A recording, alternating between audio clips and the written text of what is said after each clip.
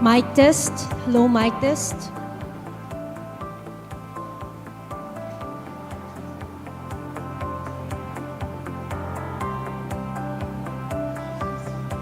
Mic test, 1, 2, 3. Okay.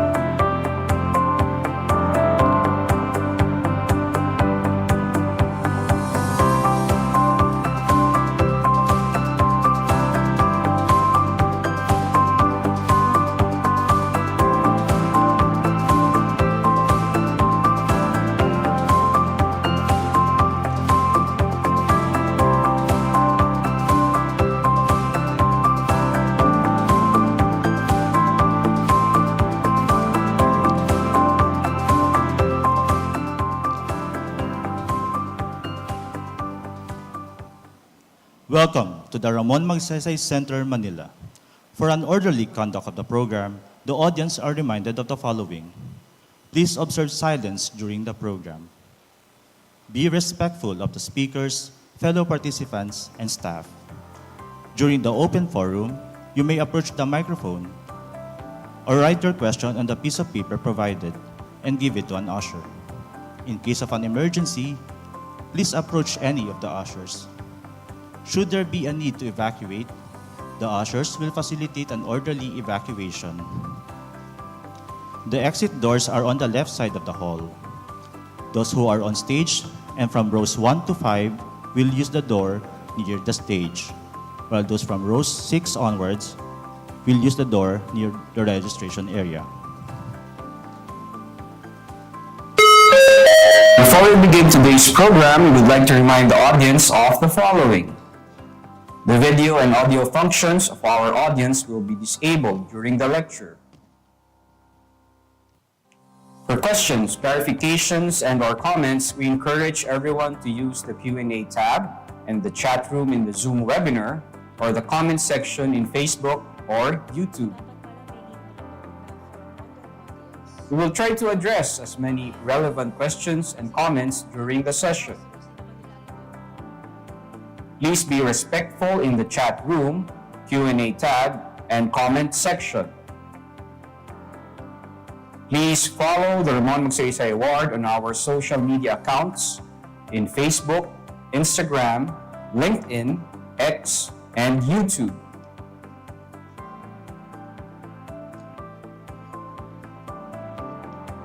For more information on the Ramon Magsaysay Award and this year's laureates, please visit our website at www.rmaward.asia. Thank you for joining us today. We will begin the program in a few minutes.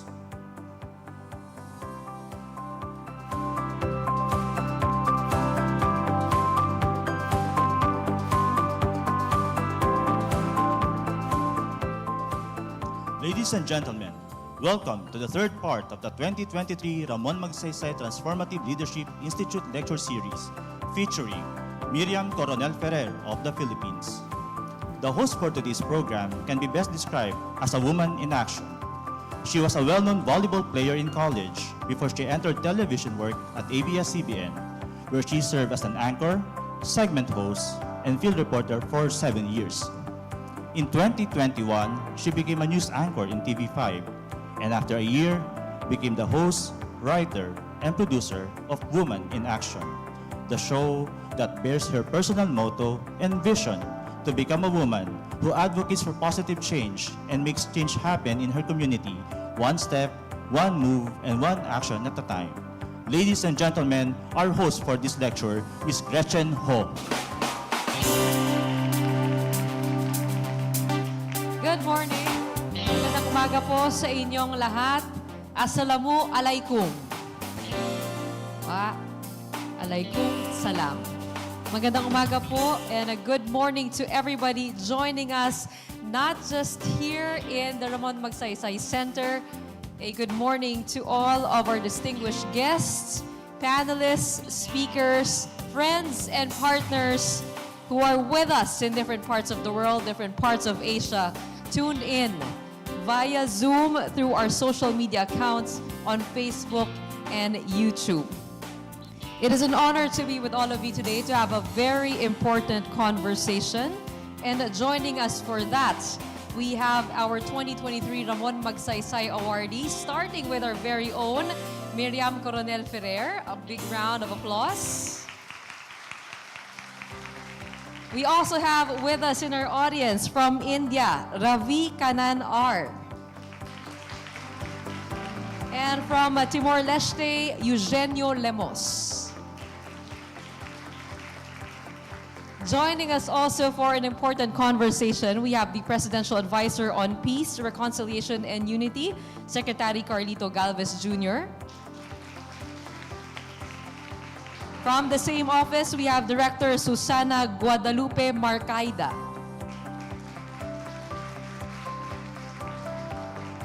Representing our universities, we have former president of Miriam College, Dr. Loretta Castro. From the Embassy of Japan, Ms. Shizakawa Asuka. And from the delegation of the European Union, Ms. Lucille Martin.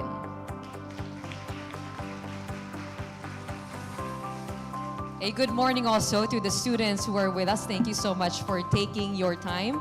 And I think it's amazing that no matter where you are in the world, no matter the time zone, it is now possible to have conversations like this together. It is now possible to hear each other better.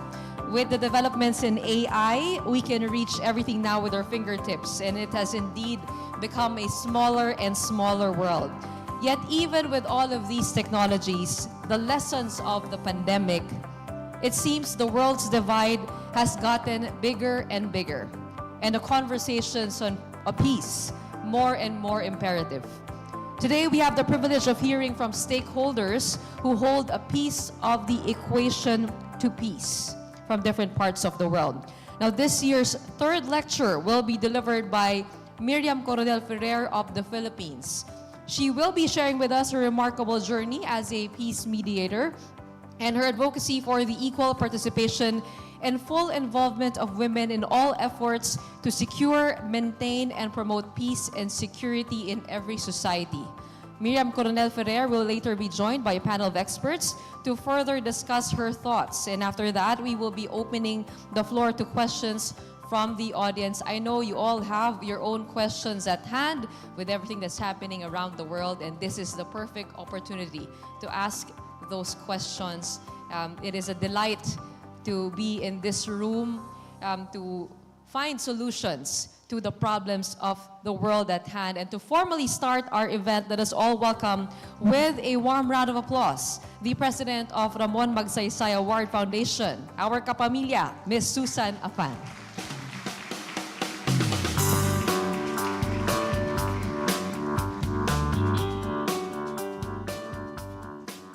Thank you very much, Gretchen. And good morning, everyone, to our audience here at the Ramon Magsaysay Center and to everyone else watching us virtually all over the world. I am very excited to see each and every one of you here today. The Ramon Magsaysay Transformative Institute lecture series, or it's called RMTLI, is one of the key events for all of our awardees. It's something that's been going on now for more than 60 years. It provides our laureates with an opportunity to engage with the public directly, where they would share their ideas and also answer some of your questions.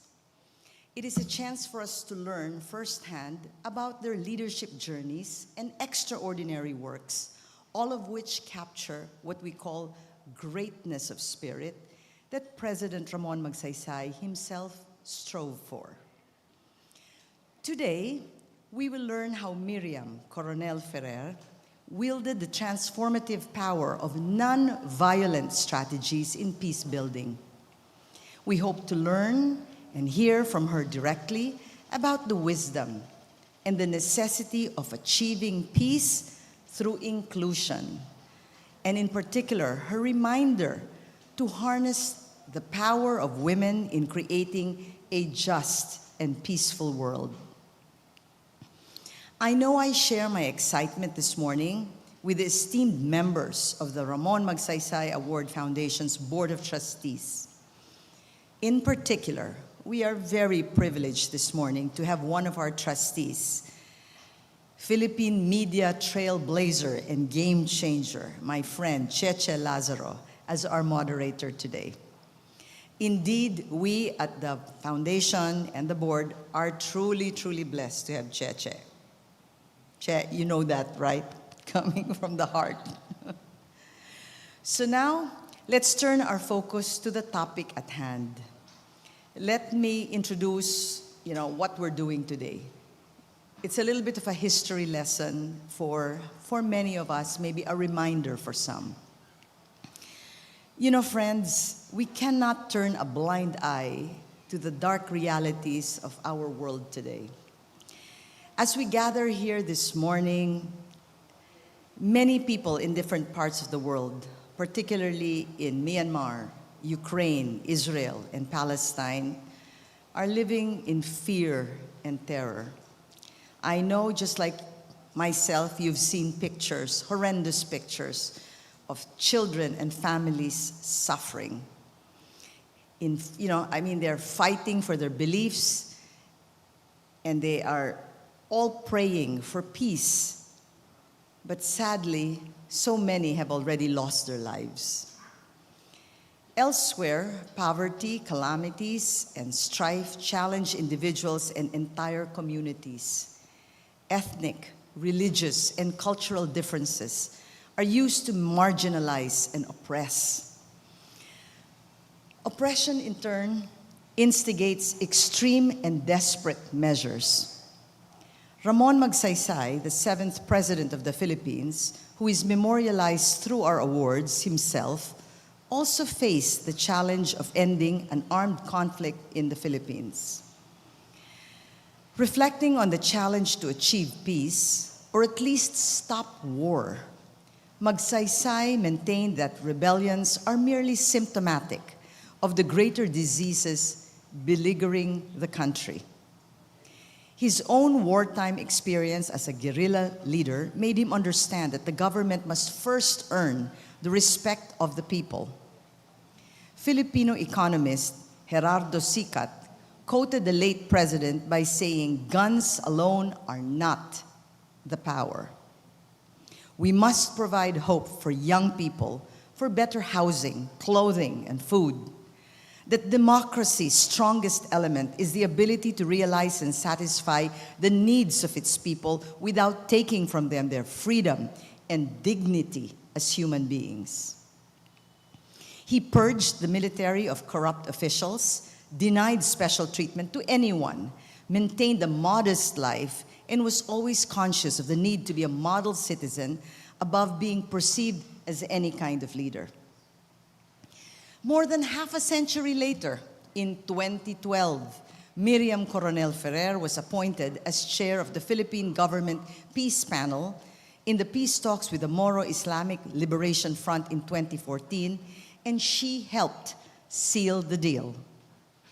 Miriam was a student activist in the 1970s and joined the resistance against martial law in the Philippines.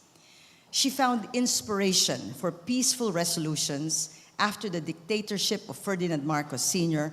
was overthrown by the People Power Revolution in 1986.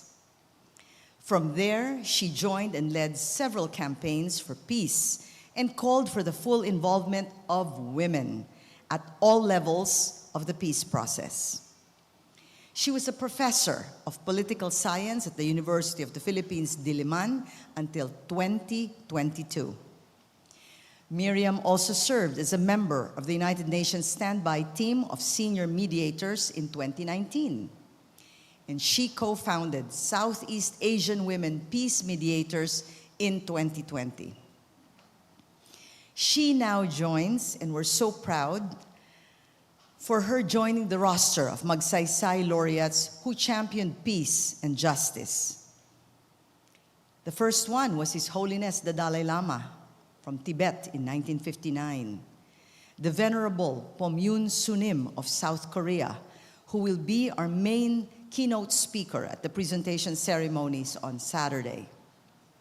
Abdur Rahman of Pakistan, and Laxmina Rayan Ramdas from India, who shared the award in 2004 with Ahmad Syafi Ma'arif from Indonesia. Also, Yuk Chang, Cambodia, 2018, Awardee, Philippines, 2018, and most recently, Stephen Mansi, Southeast Asia, 2021. It is also worth mentioning that RMAF recognized early on the invaluable contribution of investigative reporting to the promotion of public interest in pursuit of social justice and democracy. In 1961, Amitabh Chowdhury introduced the concept of investigative journalism, then unknown to many parts of Asia. It is auspicious that after more than 40 years later, in 2003, another Ramon Magsaysay awardee in journalism, Sheila Coronel, the sister of Miriam, would bring the discipline of investigative journalism to the West as the founding head of the Unit for Investigative Journalism in Columbia University in New York. Indeed, greatness of spirit obviously runs in the family. What a tribute to your parents, Miriam.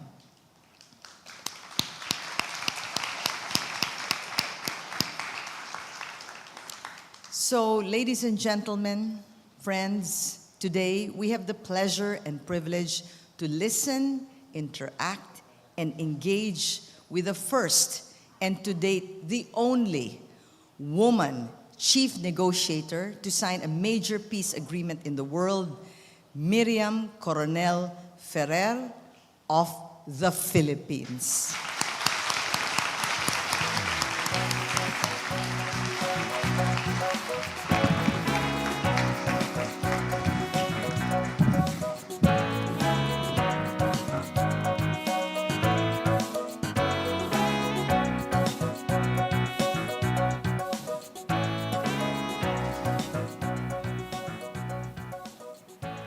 Thank you, Susan. You already said a little bit on where I wanted to start, and that was how I got here. So indeed, it was in 1986, after our People Power Revolution, that brought down the authoritarian regime of Ferdinand Marcos Sr. People Power opened up the space for people to organize openly. It created opportunities to address the consequences of decades, more than a decade, of unbridled corruption, oppressive rule, and the civil wars that had killed, maimed, or unjustly detained more than several thousands of Filipinos. It was also, for me, time to reckon with the armed conflicts that divided our nation through peaceful, negotiated solutions that will bring about justice and transformative change. And that's how I became a peace advocate. I followed where the quest led me. I navigated the narrow paths that had been opened up, convincing others that despite the dismal failures of initial talks, the distrust, and the deficiencies in leaderships, this was a path that needed to be cleared and pursued doggedly. Since then, I've encountered many men and women who have been trailblazing, seeking the same path. Let me tell you a little bit more about these women. In far-flung Gilayon, Kalinga, Tabuk Kalinga, up there in the north in the 1990s, I met with many brave indigenous women. They recalled how the social fabric in their community was torn to shreds. Neighbors and siblings turned against each other, suspecting the other as the enemy. Some joined the guerrillas, while their sisters wedded army men who had descended in their communities. Love came in a uniform, they said. Picking up the pieces of their shattered community, they organized a women's organization. They put up a daycare center and proved to their men what they can do. And that's how they got a seat and voice in the tribal council. The community had refused the road before because it meant opening up themselves to the army trucks. Now they hunker for that road. It will ease the selling of goods. You know, they bring down bananas from the mountains and bring them to the markets and make travel for school and health care easier. Otherwise, they will be carried all the way down to the mountains. This made me quip, the road to peace must be a road. Down south in Surigao, an indigenous woman lamented, "Pinag-uupukan kami sa tatlong bato. We are being crushed by 3 large stones, the army, the guerrillas, and the mining firm." Still, she held her ground. asserting their rights and autonomy, networking with national with women's organizations nationwide who, like her, believe that human rights is the foundation of peace. Then, only last month, I met Janine, Faida, and Johir, or Jorge, George, which is the name she wants to be called, all from the Bangsamoro Autonomous Region. Janine was a college student who was assigned to do her field service in a Moro Islamic Liberation Front area. When she saw that the combatants signed the attendance sheets in their activities by drawing a line, she hastened to address the situation. She facilitated the holding of a literacy program with the help of the Magbasa Kita Foundation. Now, she leads the peace-building program of the Bangsamoro Autonomous Region's Ministry of Public Order and Safety. Faida was 2 years old when Sulu burned. Their properties destroyed, taken away from them. The suffering she saw as a young girl drove her to be a humanitarian and development worker. She now heads the Women's Welfare Program of the Bangsamoro Transition Government's Ministry of Social Services and Development. George is related to one of the most wanted commander of the Abu Sayyaf group. While a sophomore in college in Zamboanga City, she helped link peace workers to the jihadists. A decade or so later, various programs sprung to support more and more of the needy wives and orphans of those who were killed or arrested. Over time, men have been encouraged to stop the violence, and George herself has been working for decades now in promoting women's human rights in the context of Islam and preventing violent extremism. During our negotiations, we had so many young women in our team. Our lawyers, Joyra Wahab, who's here with us today, Ana Tarhata Basman, Army Bayot, Amira Pendatun, our communication team, the head of our secretariat, Iona, who breastfed her baby throughout the duration of the talks, and you will see them here during those moments when we were actively negotiating.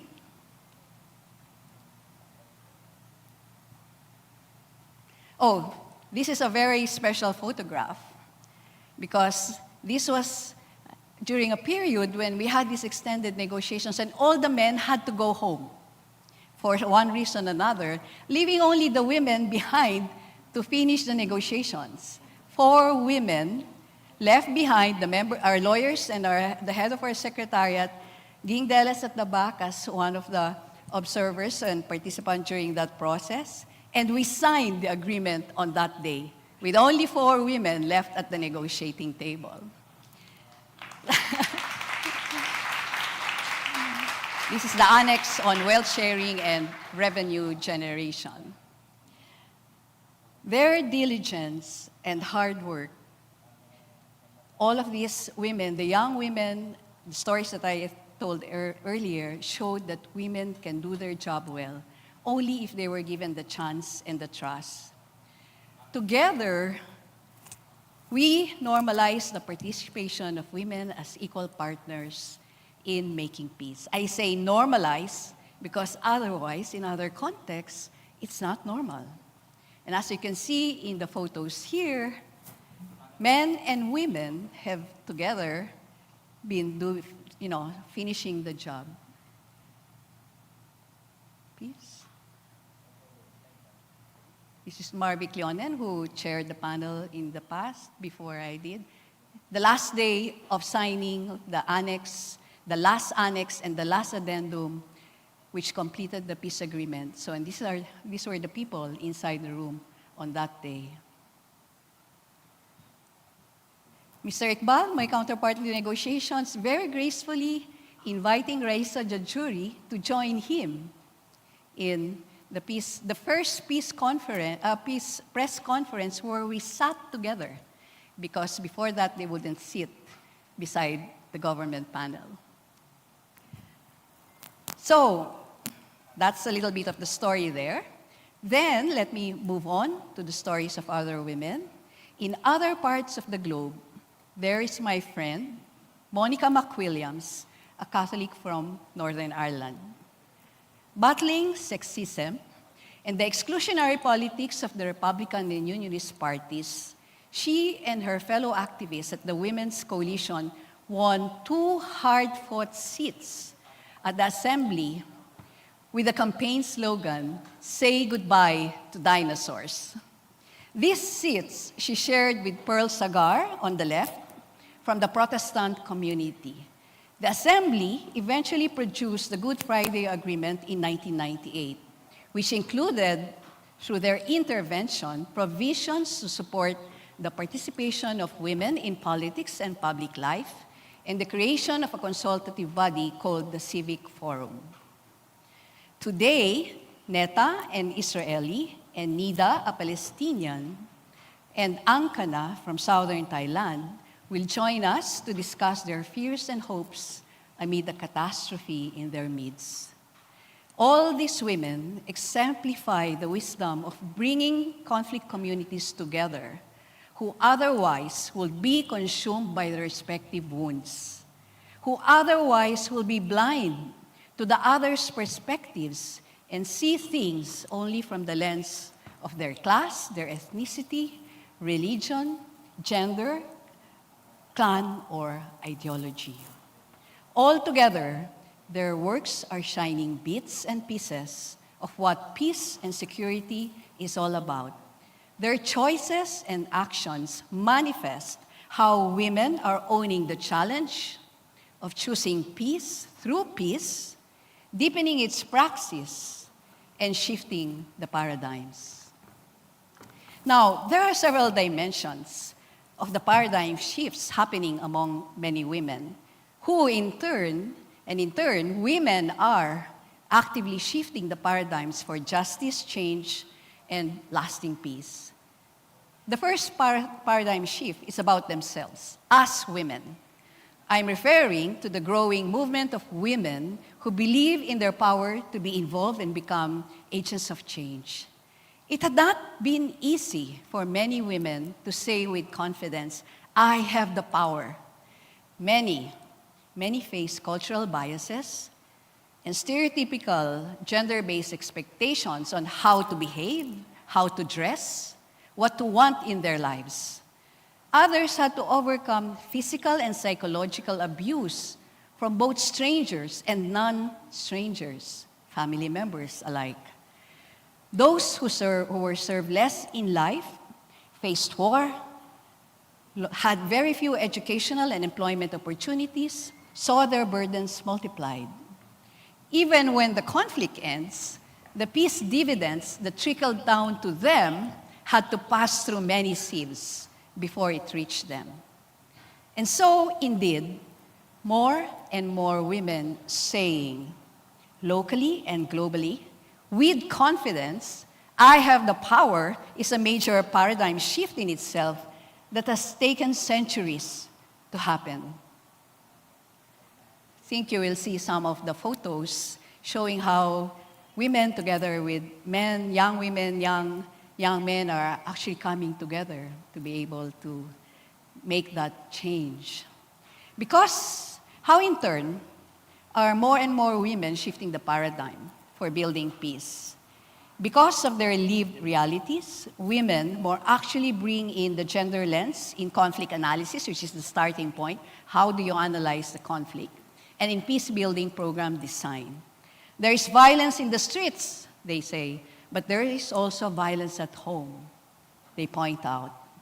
Sure, there are ex-fighters, mostly men, but there are also widows and orphans, they emphasize. Sure, your guns protect you, they plead, but the same kind of guns will kill your sons.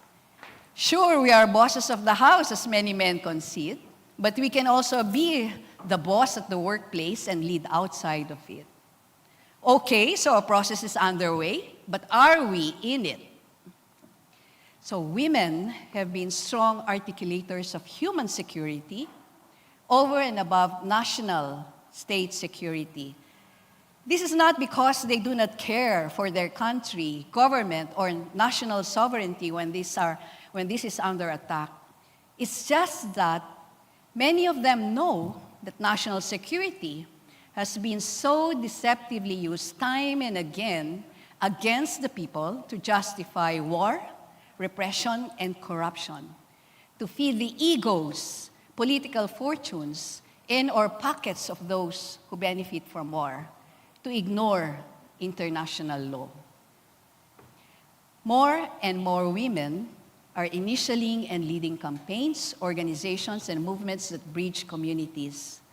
After all, the very intersectionality of women, because women from different classes, genders, ethnicity, nationalities, and so on, the very intersectionality of women requires connecting across the divides and addressing the inequities among them, lest too they become enablers of the unjust, unequal order.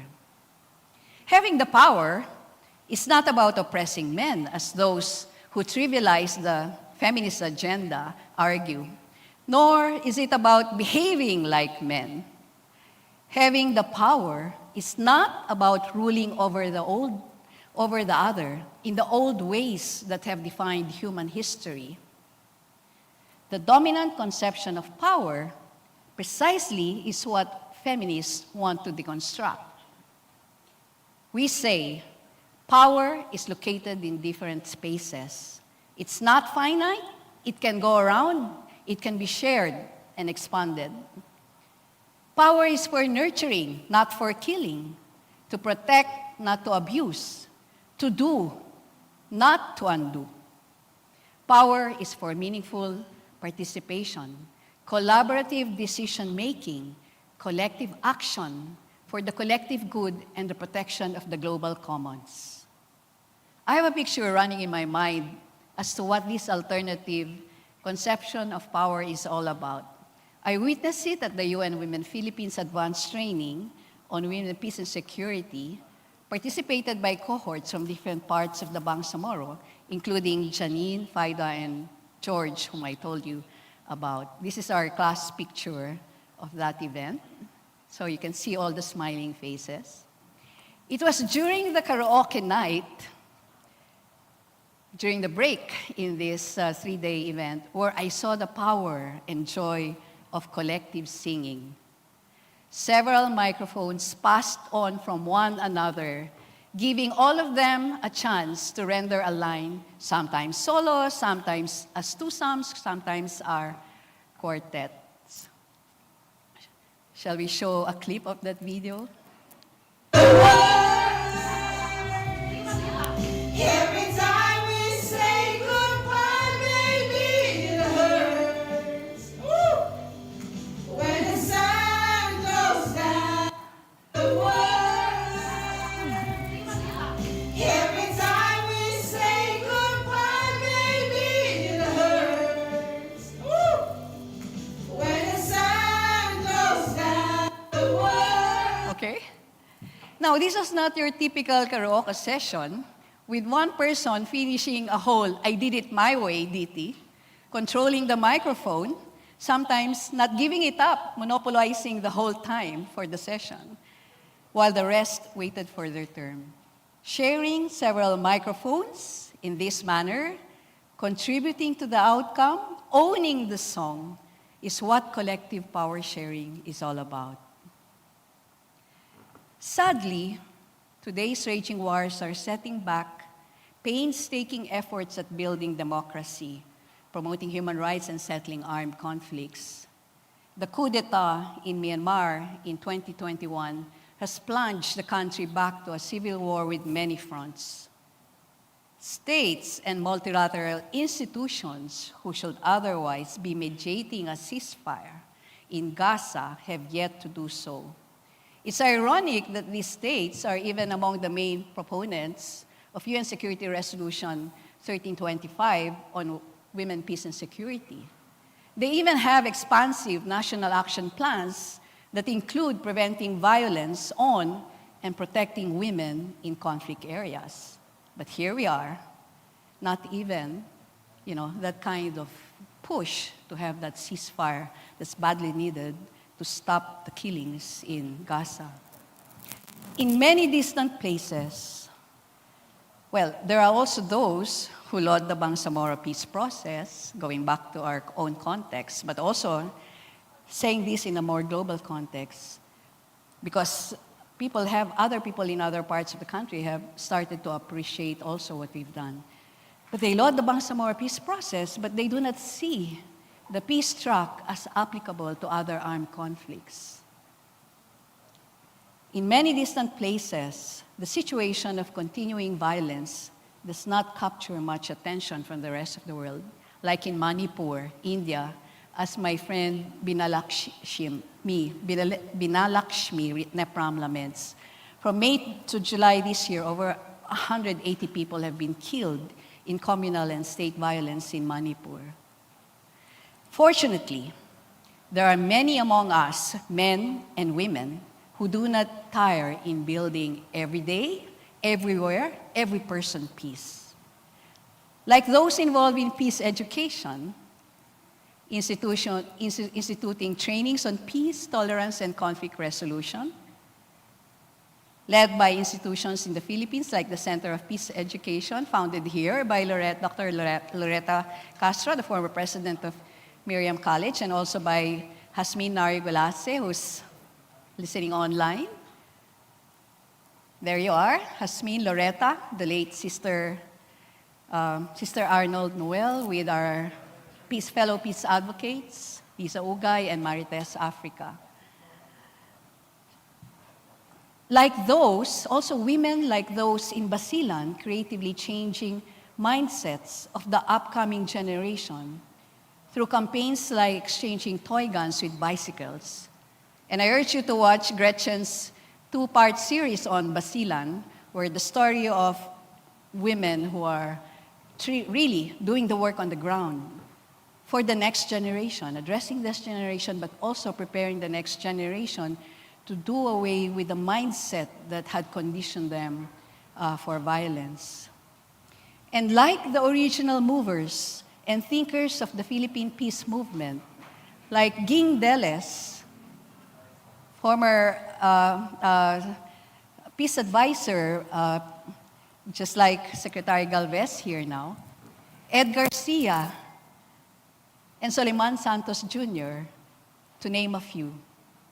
Like those involved in mediation and peace building, quietly engaging with key actors, like my colleagues in the Southeast Asian Women Peace Mediators. Let me introduce you to them and the main platform where I now work in generating dialogue spaces. So here's a short video.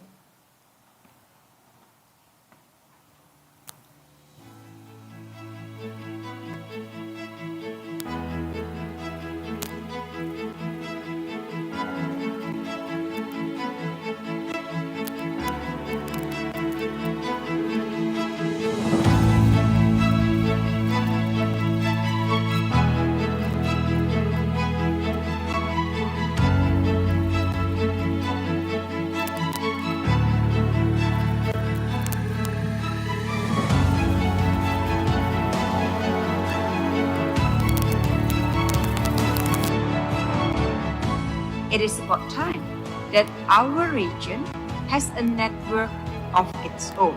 We must include more women, not only in time of conflicts, but throughout the whole spectrum of peace, from preventive to resolution. Southeast Asian Women Peace Mediator is a platform of women who come with individual expertise, various experiences, and different backgrounds on negotiation, mediation, and facilitation. We are trying to have meaningful engagement and support in peace processes in collaboration with other groups. Out-of-the-box thinking would imply a less gendered stereotypical representative and more of women active roles in broader yet central issues of conflict resolution. This will stimulate courageous conversation not only to understand the root causes of grievances, but also the seeds to peace building. It's time for us to rethink the way that we respond to conflict. It's time for us to consider new models of mediation. It's time for us to move beyond big man mediation and multi-track diplomacy.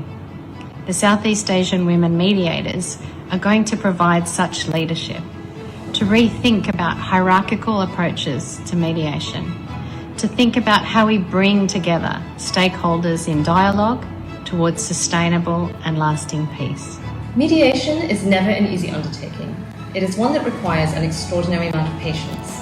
It requires the willingness to take risks, and it requires believing that you can rebuild trust where trust has been broken or where it never existed in the first place. I welcome the establishment of the Southeast Asian Network of Women Peace Negotiators and Mediators, and I'm truly honored to be part of it.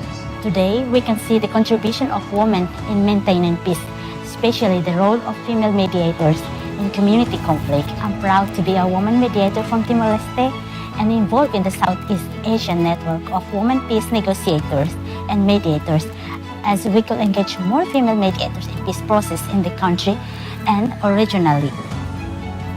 In a world where differences have often become barriers for peace, we pull our differences together and use them as collective strengths to offer solutions on problems and create opportunities in the midst of challenges. We are afraid because each of us is an independent expert, respectively. We are all women, but it doesn't mean that we only work on gender issues. The field of mediation requires new perspectives, new thinking, new blood, diversity, and that's precisely what the pool of women experts can bring, what the women peace mediators can deliver, if only given the chance. And that's what we need. That's the space that we need to claim.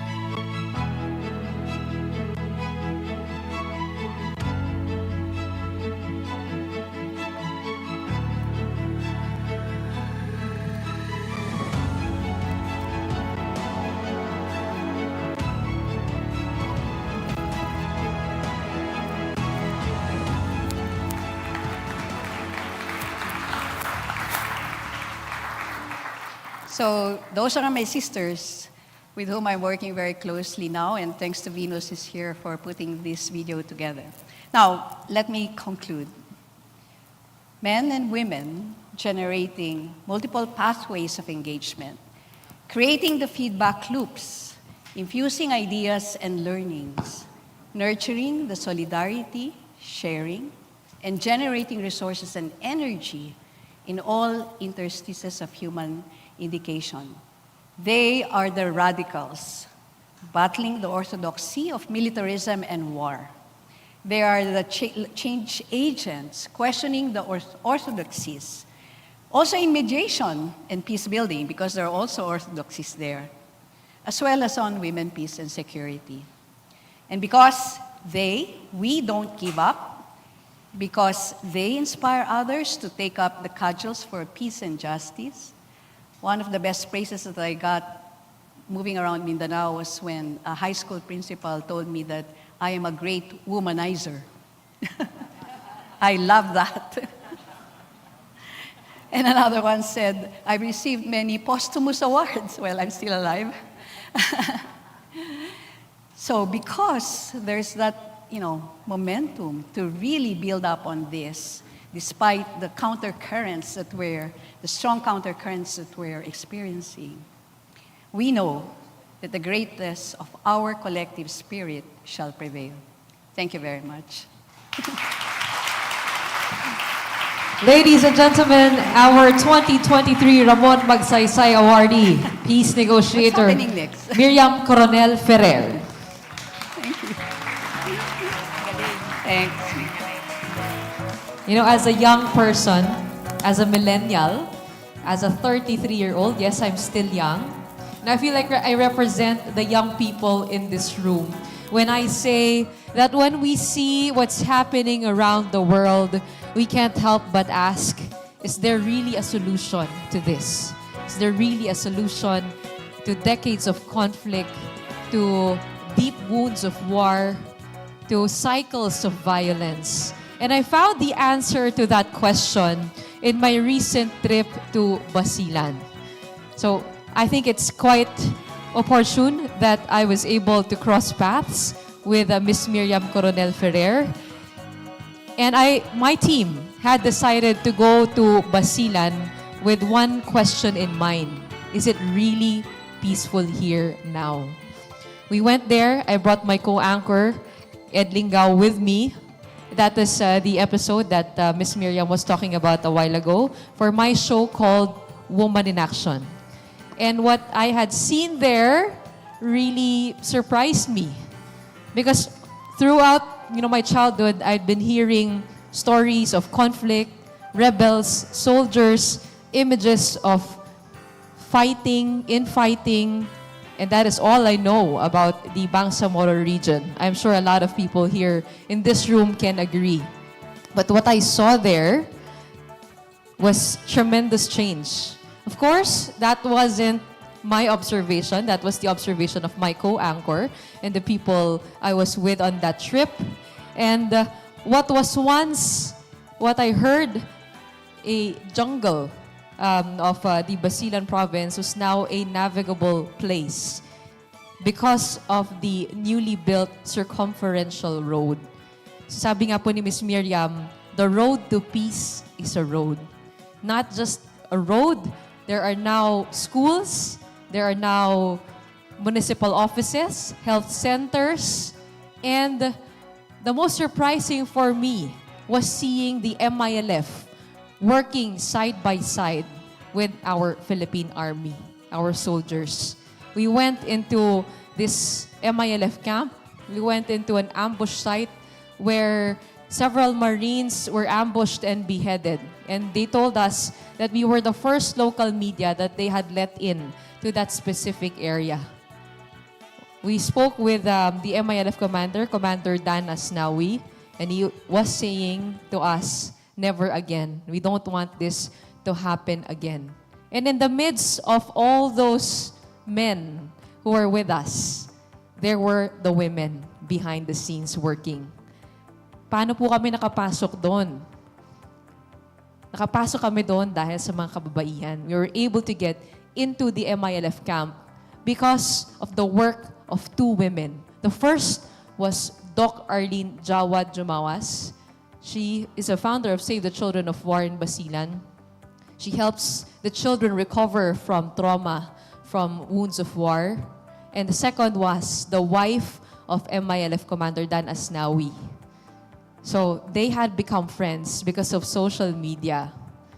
And because of their deepening friendship, they were able to get us in. And the uniting factor of the women and the soldiers and the rebels were the little children that they wanted to save from the violent childhood that they had. And I was so lucky because when I went back to Manila, one of our first guests on our show was Miriam Coronel-Ferrer. And I had the opportunity to ask her in that sit-down, Ma'am, how are you able to help solve or negotiate this situation where their relatives had died in front of them, where they had several people in their families, getting killed because of these conflicts. And she told me that if you have a shared vision for the future, then that is the way to go. Mananatili na lang ba tayo dito? Ito na lang ba? Is this all that we're going to be experiencing over and over and over again? And that is the question, I think, that we should put forward in the midst of all the conflicts and the wars that we're facing now.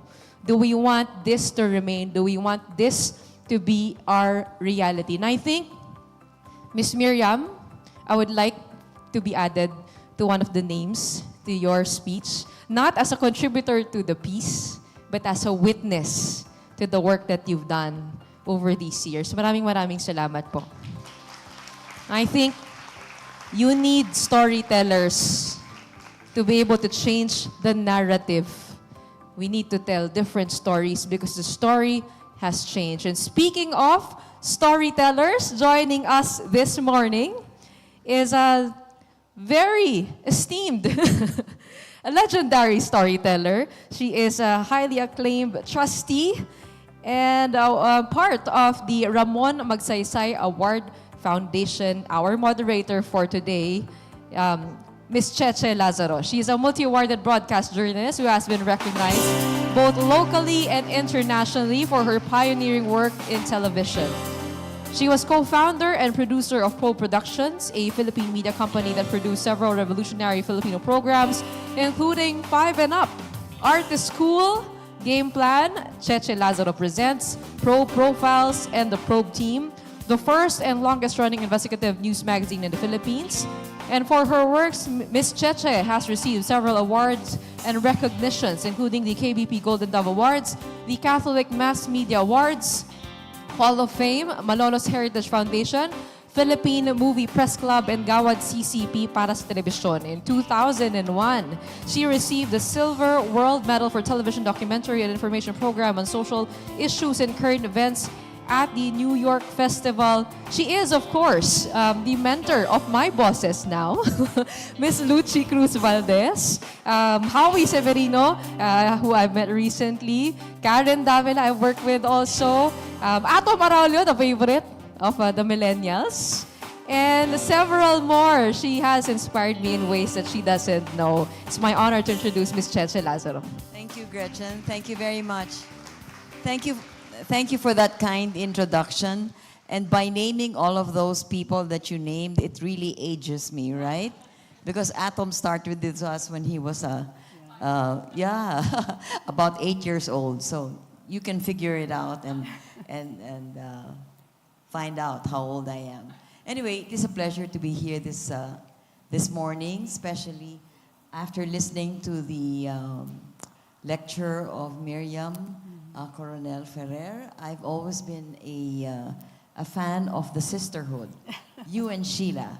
Sheila has been a pioneer in journalism and somebody that we admire very much. In your speech, in your lecture earlier, you were talking about a paradigm shift, and that the paradigm shift begins with a woman's image of herself. Mm-hmm. When you were chosen the chief negotiator of the government panel, was there a need to change the paradigm since you were the woman, the first woman negotiator that we know of, as Susan Afan was saying, that has ever led a GRP panel? Mm-hmm. Indeed, yes, because the More Islamic Liberation was not used to it, and they said that. We're not used to negotiating with a woman. And the president, the late president, the good late president, Simeon Benigno Aquino, the third Pinoy, in the beginning was hesitant. He said, I'm not against women, but is the other side ready to have a woman negotiating with them across the table? And he took the risk. And the MILF took the risk. And here we are, we signed the peace agreement in 2014. Yes, with just 4 women. That was quite an impressive statement. You sealed the agreement with just 4 women. That was one annex of 4 annexes. Yes. And of course, the men were working with us throughout the time, but Senen, for example, had to go back for a family reunion. Another had some issues, appendicitis eventually. Yeah. And only the women were left to finish the job. But isn't that the case in everything, ladies and gentlemen, that the women are left to finish the job most often? So in navigating this paradigm shift, when you were appointed the GRP panel head, did that pose difficulties in making your point, in being trusted, and in negotiating the agreement? I have to say, though, that the previous panel chair, now Justice Marvic Leonen, is a feminist. And so for him, he actually brought in a lot of the women who were students before. But to be there up front, it sort of changed the dynamics. But the very presence of women inside the room changes the dynamics, don't you think? It changes dynamics, changes the nature of the conversation. It changes how some men may behave, maybe less aggressively, although we did have very tense moments of aggression. But in any case, it created a new dynamics that created the spaces for finding good compromise on very, very hard issues. And everything from powers relating to transportation, land, natural resources, governance structure, which we now see in the Bangsamoro, a parliamentary system in a presidential system that's certainly very different, and they're leading the way to an electoral politics where you have real serious political parties. So we did find that eventually, but of course it required a lot of work, even within government, because I remember the president saying, "Don't propose anything to me that has not been approved by the cabinet secretary concerned." So we worked our way up through the bureaucracy, and we had good support because they knew the president was very serious on this. We had Secretary Laila de Lima, who's unfortunately still in jail, as the Secretary of Justice at that time, really finding ways and means within the constitutional and legal framework to be able to accommodate the kinds of reforms that we needed to introduce. When you say that it changes the behavior of people when women are on the opposite side of the negotiating table, was it more difficult or less difficult for you? In both ways. It has its pluses and it has its, its disadvantages. And I say this now as, as a backdrop. I know that we are all very good friends, but at that time, there was, of course, that kind of, distrust about the real intentions of government for this process. Like, Mr. Iqbal wouldn't look at me directly, but would not look at you? Because it's cultural. You don't look another woman in the eye, and will be looking at the man, Mr. Senen Bacani on my left, and there were two women on my right. So he never looked directly at you or the women? Out of respect, according to their culture, but of course it was a little bit disconcerting. But in any case, we overcame that. As you saw in the picture, we sat together eventually. Yes. The day after we signed the agreement, we were finally seated together. For the first time? For the first time, yes. But in any case, it did have its own advantages. Maybe you can say things in a more direct way or an indirect way, but not get the same, kind of hostility if it were another man saying the same thing. Wow, what an experience. Right then and there, you had a paradigm shift. Mm-hmm. That was something that you started, that paradigm shift. Gretchen, I think maybe we can call in our other guests to share their take on the lecture of Miriam. With that, we have actually invited 4 high-caliber individuals who are in leagues of their own when it comes to their respective fields. Joining our first set of panelists is 2019 Ramon Magsaysay Awardee Angkana Nilapayjit from Thailand, joining us today via Zoom. In 2009, with the help of non-government organizations and her own family, she founded Justice for Peace Foundation, a network of human rights and peace advocates that has done important work in documenting the human rights situation in southern Thailand. Kun Angkana and JPF help raise public awareness and put pressure on government to act on human rights cases. They provide legal assistance to victims and train women on human rights and the peace process. In 2015, she was named Commissioner of the National Human Rights Commission of Thailand, the only commission member with grassroots human rights experience. She asserts that most women experience conflict and violence in a different way than men. In 2019, she received the Ramon Magsaysay Award in recognition of her unwavering courage in seeking justice for her husband and many other victims of violence and conflict in southern Thailand. Her systematic, unflagging work to reform a flawed and unfair legal system, and the shining proof that she is the humblest ordinary person, or rather, is the shining proof that the humblest ordinary person can achieve national impact in deterring human rights abuses. In 2022, She was appointed as a member of the United Nations Working Group on Involuntary or Enforced Disappearances. Let's welcome ang Kana Nilapaychit.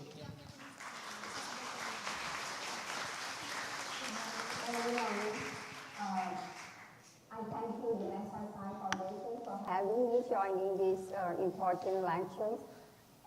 First and foremost, I would like to express my heartfelt congratulations to Professor Miriam Coronel-Ferrer on being named the Magsaysay Awardee 2023. Professor Miriam has dedicated herself to the cause of women peace building for many years, and her works have earned the trust and admiration of people around the world. As Professor Miriam addresses in her remarks, women play a crucial role in early conflict detection, effectively identifying warning signs and working proactively to prevent violence from escalating. The operation will led communities, fostering resilience and promoting peaceful coexistence.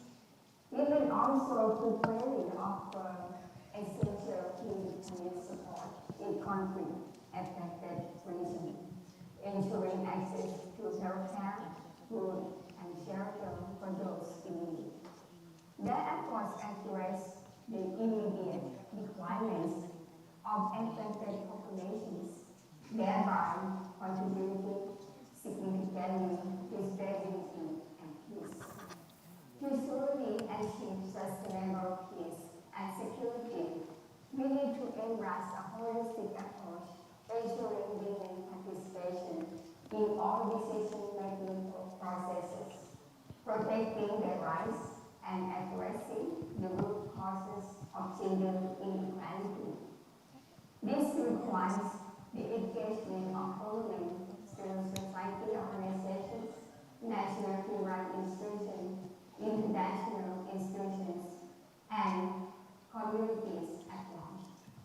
Despite women's unwavering dedication and tireless effort during time of conflict, a significant number of women human rights defenders and women peace builders consistently display remarkable courage and commitment as they advocate for peace, negotiation, human rights, gender equality, and social justice. While women's contributions are invaluable, they have to confront numerous formidable barriers and challenges. These obstacles encompass enduring stress, violence, harassment in both offline and online environments, and judicial persecution in the pursuit of their noble objectives. Furthermore, they frequently find themselves as targets of gender-based violence and discrimination, further emphasizing their exceptional courage and significant appeal. In conclusion, to make women visible and their voices heard, we have to break all barriers against gender equality, and this is the reason why women's empowerment in peace and security should not be treated as separate issues, but as interconnected and interdependent components of a just and equitable society. Recognizing the importance of women's voices, experiences, and rights must be respected, so that we can build a world that is not only economically prosperous, but also peaceful, resilient, inclusive, and sustainable. I want to emphasize that it is important to note that while the Security Council 2025 is a significant step in addressing the importance of armed conflicts on women, there are ongoing challenges in its full implementation and achieving its objectives. However, the resolution has undoubtedly contributed to raising awareness and advocating for the rights and protection of women in conflict-affected areas. This year, 2023, we celebrate the 75th anniversary of the Universal Declaration of Human Rights. If you remember, in 1948, world leaders gathered in Paris to adopt the first Human Rights Declaration. And there were women delegates who were present there to ensure women's rights were included. Until now, the vision has passed from generation to generation to guide us in our ambitions for peace and equality. And Professor Miriam is among those dedicated women who continue to tread this path. I thank you, and once again, congratulations to Miriam. All right, thank you so much. 2019 Ramon Magsaysay Awardee and Human Rights Defender, ang kana nila paijit. And I love what she said. She talked about interconnectability of women. It's the same thing I heard from Ms. Miriam Coronel-Ferrer's speech, the ability of women to cross divides, to talk, to network, to bridge differences. I think that's a power that women have. But in that discussion of peace, in the peace process, we also know that there are a lot of policies, there are a lot of laws involved. And joining us today to talk about that, known to many as Boggs, he has worked in the field of public policy for 10 years, while his experience in peace and conflict resolution spans 16 years. He has served in various capacities and as a consultant for different local and international organizations, including but not limited to the Bangsamoro Transition Commission, Transitional Justice and Reconciliation Commission, United Nations High Commissioner for Refugees Malaysia, the Asia Foundation, National University of Singapore, the Department of Interior and Local Government, and the Bangsamoro Transition Authority. He is currently an assistant professor in the Department of Political Science at the Mindanao State University Iligan Institute of Technology, where he also serves as the director of the Institute for Policy, Innovation, and Leadership, or IPIL. At present, he is a consultant to the Raoul Wallenberg Institute of Human Rights and Humanitarian Law. He is also a 2023 Obama Leader, one of the 35 emerging leaders selected by the Obama Foundation from across the Asia Pacific. And when we have these conversations on women, and even on our show called Women in Action, I always say that we should never exclude the men. Because in a truly equitable conversation, women and men are speaking side by side, respecting each other's voices and also putting in a piece of the pie. So to put in his piece of the pie, we have Abu Al-Rashid Tanggol.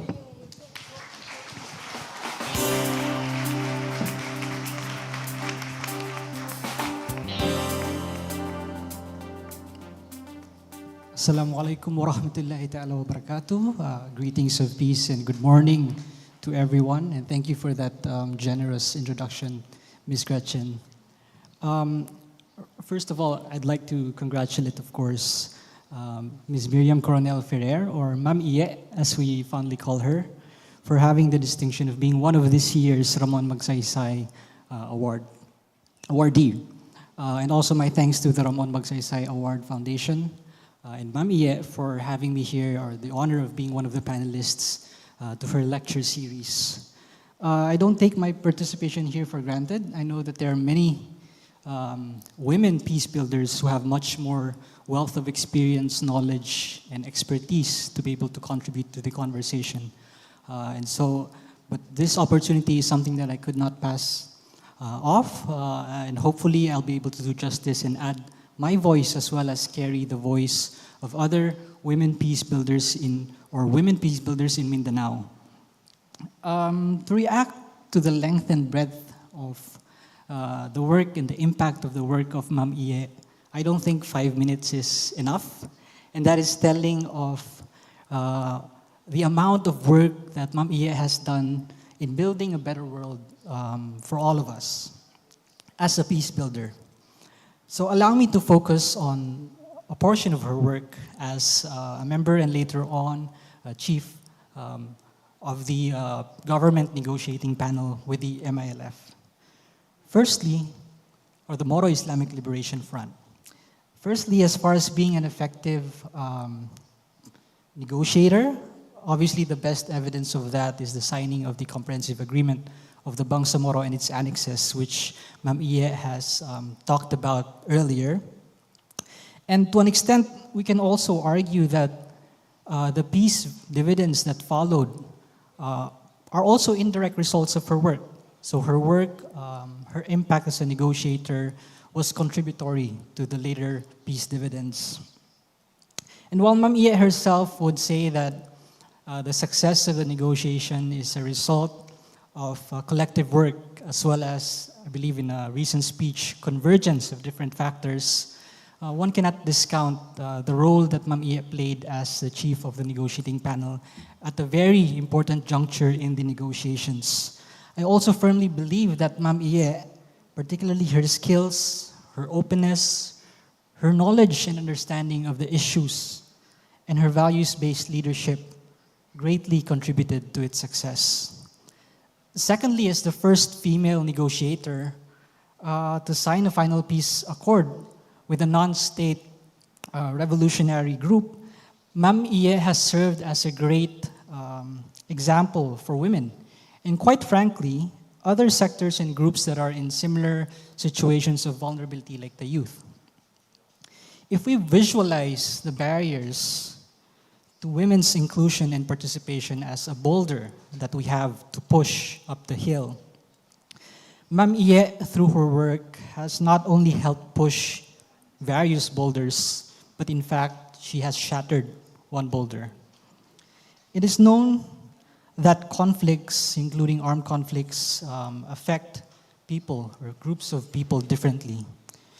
It is as well documented that armed conflicts impact women and children disproportionately. And in various contexts, women have played active roles, but unfortunately, many of these roles are gendered roles when it comes to conflict and peace. The way women have been valued and viewed, including their roles, have most often been based on traditional and patriarchal views. Thus, the opportunities that women have are often constrained by conservative views and attitudes. Therefore, Ma'am Iye's work is a great example that has helped others imagine or reimagine what is possible. Imagination can be a very strong barrier.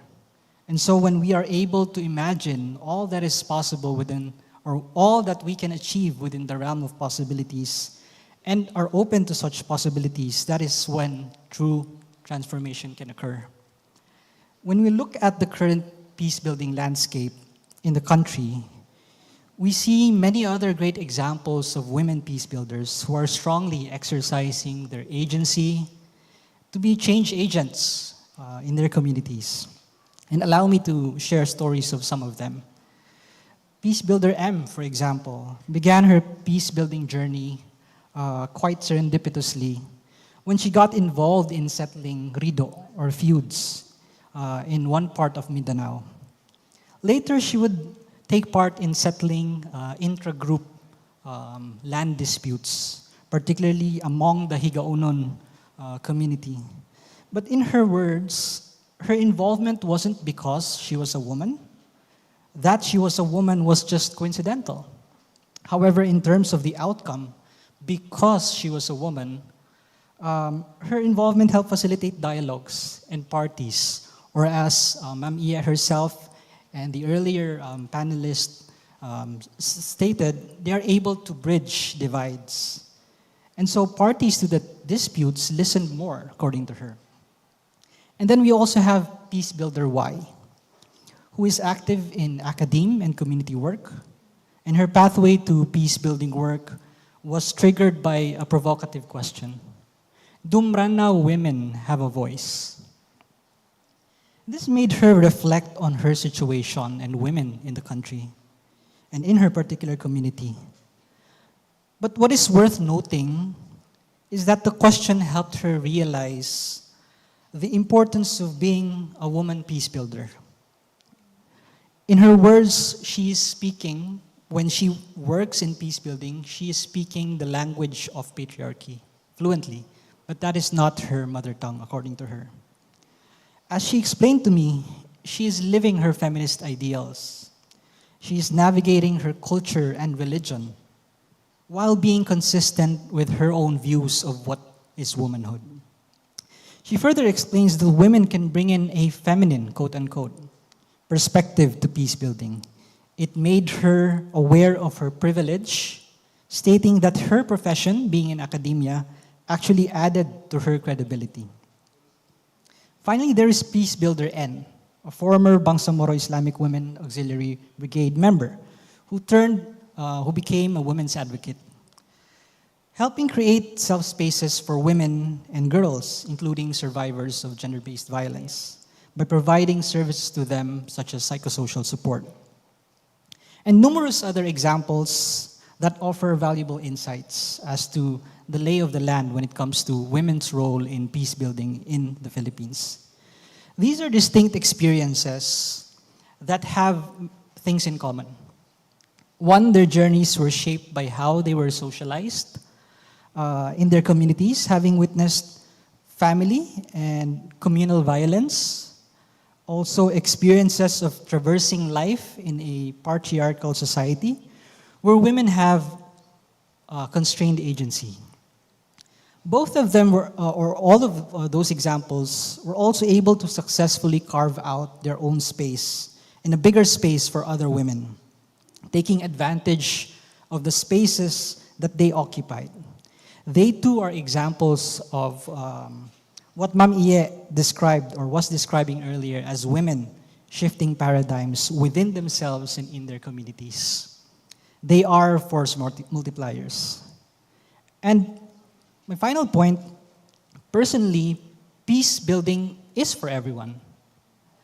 Anybody can be a peace builder. And I think that is one of the messages of Ma'am Iye. Women, men, young and old, rich and poor. In an ideal world, it doesn't matter who gets to sit at the table. However, we are not in an ideal world. To suggest that the inclusion and participation of women and other sectors in similar situations of vulnerability and marginalization is not needed would be to gamble peace based on a very strong assumption that regardless of the identities of those at the table, they will be able to fully articulate the concerns of these sectors. And this raises the importance of understanding intersectionality, as mentioned by Ma'am Iye earlier, and positionality in the context of peace and conflict.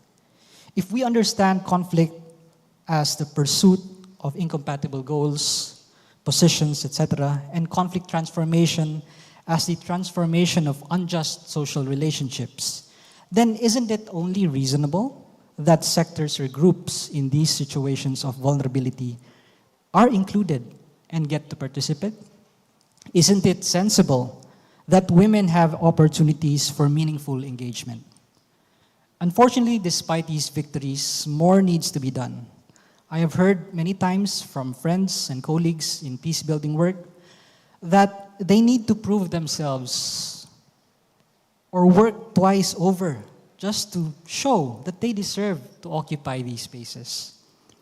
Additionally, history would tell us, and I think Ma'am Iye alluded to this earlier as well, that post-conflict, some of these gains can actually encounter very strong pushbacks. And so, even more vigilance is required. There is also the issue of multi-sectoral vulnerability, or when a subgroup can experience marginalization, knowing that even identifying who gets to represent women is rife with barriers.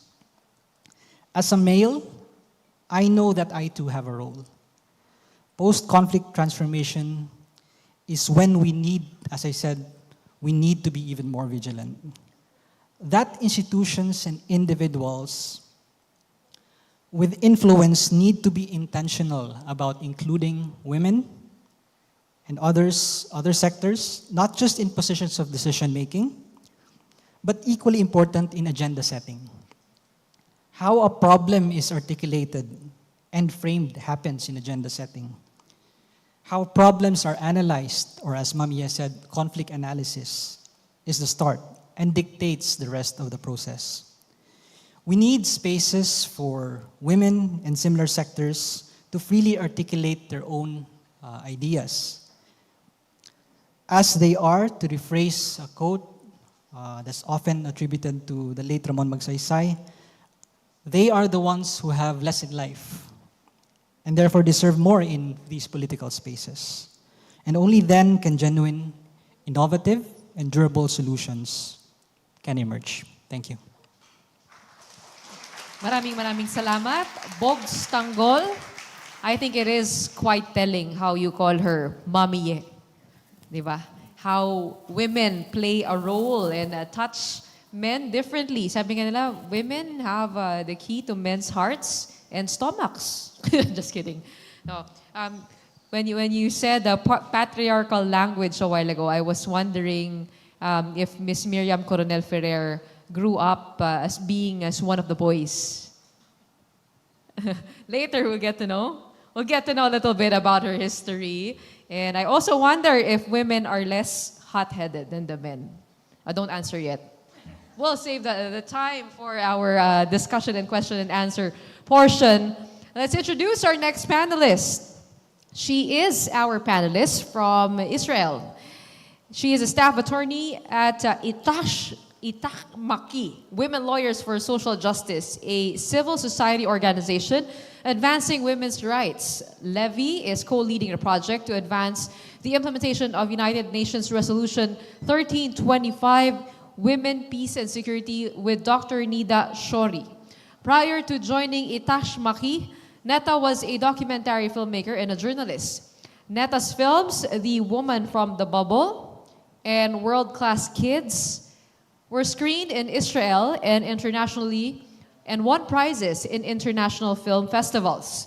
Neta also worked as a news correspondent and anchorwoman for the national network Channel 10, as an editor at the daily Yediot Asharonot newspaper, and as an editor and correspondent for several radio stations in Israel. We have with us Ms. Neta Levy. And joining us this morning is her colleague, Dr. Nida Shori.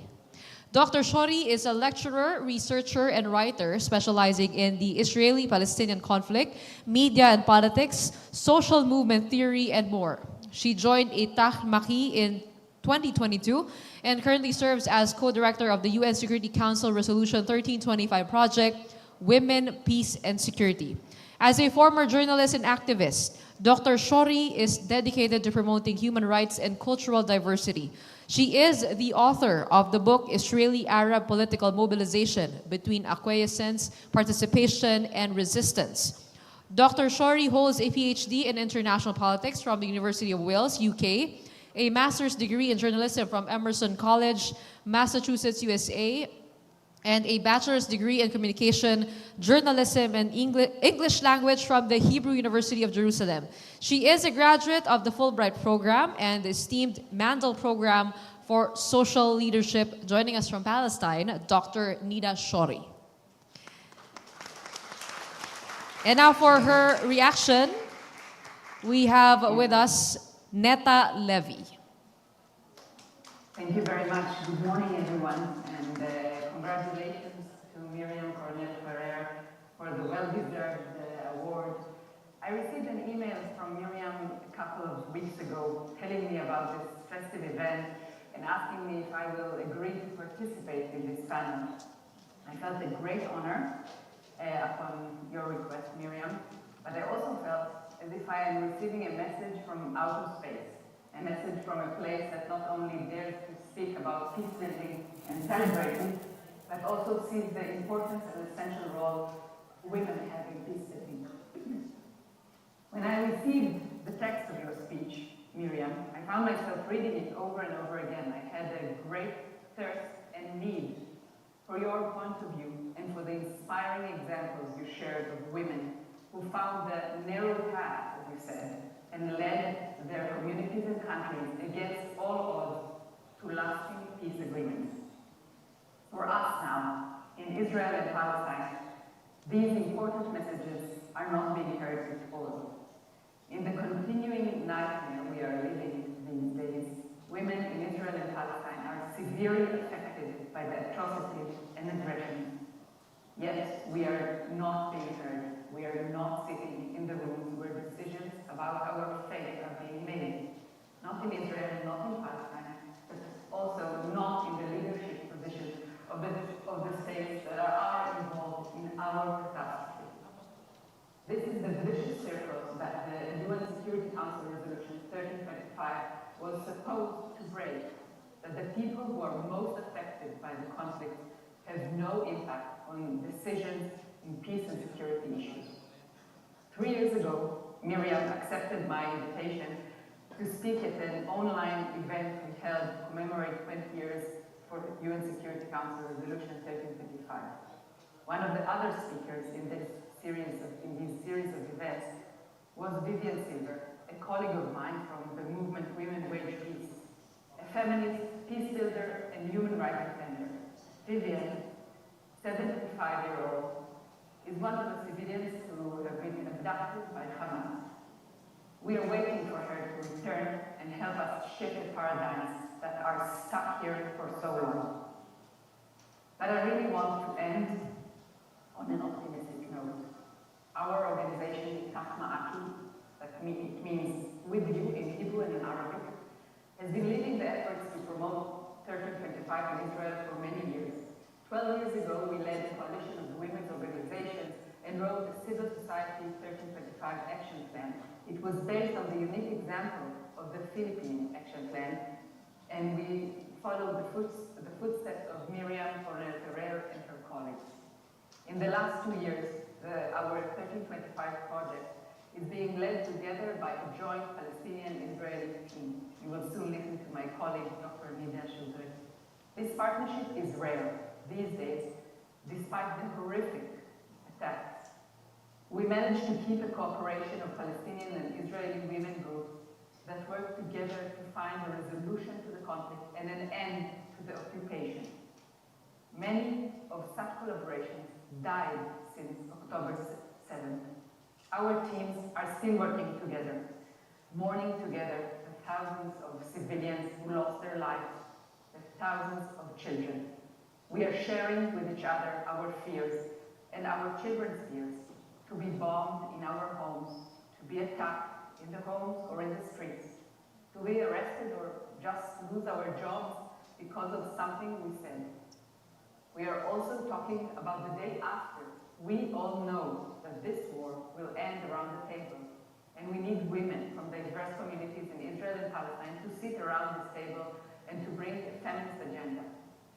It doesn't seem realistic these days, but listening to you here, all of you, today, reminds me that it is possible, and it is up to us. It is also up to our partners around the world who understand that it is not the time to choose on what side you are, but rather to choose the side of the women and let their feminist voices be heard. Thank you very much.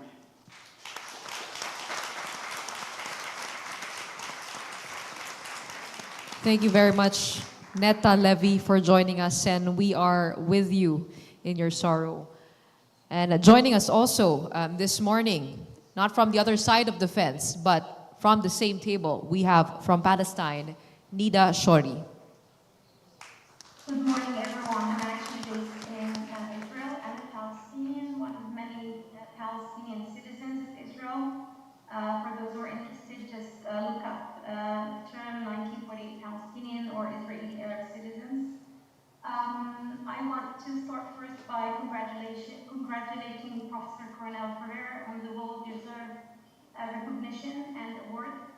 And I want to thank you so much for your kind invitation. It is an honor to be with you and with your distinguished guests. And I really appreciate the opportunity you are giving us to address your audience and to introduce our work and our joint Palestinian-Israeli leadership model. Now, before I start, I want to say that I speak while fearing the consequences. Since October 7th, peace and human rights activists in Israel who dare to publicly respond or oppose the war or speak up against it, mainly Palestinians in the West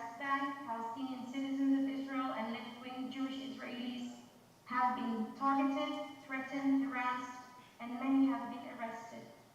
That is why many of us during these difficult times have kept silent, feeling the worst. However, I feel the responsibility to speak up and demand to be heard. We, the women of Palestine and Israel, have been the ones most affected by this conflict. We are the ones to pay the highest prices.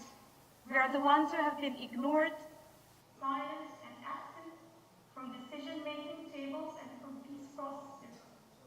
We have long been warning about the consequences of the continued occupation. We have been offering alternatives and fresh perspectives through nonviolent and inclusive solutions. We call for sincere peace talks that address root causes of the conflict in a way that considers the needs and the realities on the ground and guarantees the basic human rights and values of equality, dignity, and security for all. Repeated over and over again that anything below that is doomed to failure, and that the best way to solve this conflict is not through violent means, but precisely through advancing just solutions, through political negotiations. And today, we are even more committed and confident that the best way to resolve this conflict is not by another indiscriminate war that takes the lives of innocent civilians and children, but rather through inclusive political negotiations that can advance just solutions. And we refuse, despite all the pressure and intimidation, to surrender to hate language and incitement. And this is where Meta and I are an excellent example of an alternative future and a joint Palestinian and Israeli women leadership model and initiative. Neta and I have been working together for 2 years now, bridging differences by jointly leading UN Security Council Resolution 1325 and advancing the principles of 1325. We initiated many initiatives, including a training program in peace negotiations from a gender perspective to over 100 Palestinian and Israeli women. We started a women testimonial project that frames the gender perspective and analysis of the conflict and shows its consequences in women. We focus on women not just as victims or even heroes, but rather as experts, by experience who can bring a fresh and alternative perspective to understanding both the problems, the root causes, and the appropriate solutions. The painful reality on the ground right now in Israel and Palestine is the proof that a male-dominated process has failed us. It failed to address this conflict. So now more than ever, we demand the inclusion and participation of women of a gender perspective in peace and security deliberations. But for that to happen, as we said, a paradigm shift needs to take place, and it must become a priority now. Thank you so much.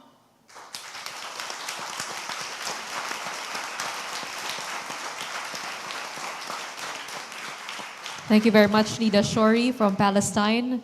Neta and Nida, do know that you inspire us by being here. Thank you so much for your courage, for your time, for giving us your voices. Do know that it's important for us here to hear from you, and we appreciate the courage. You inspire us with your courage, and we will do our best to amplify your voices here in the Philippines. Now, let's kick off our conversation, our question and answer portion. I have a number of questions here from the audience. If you do have some of your own, don't be afraid to get a piece of paper, write them down. Even if you're on Zoom joining us online, feel free and you're welcome to join us in our discussion. But let us start first with Ms. Cheche Lazaro and her set of questions.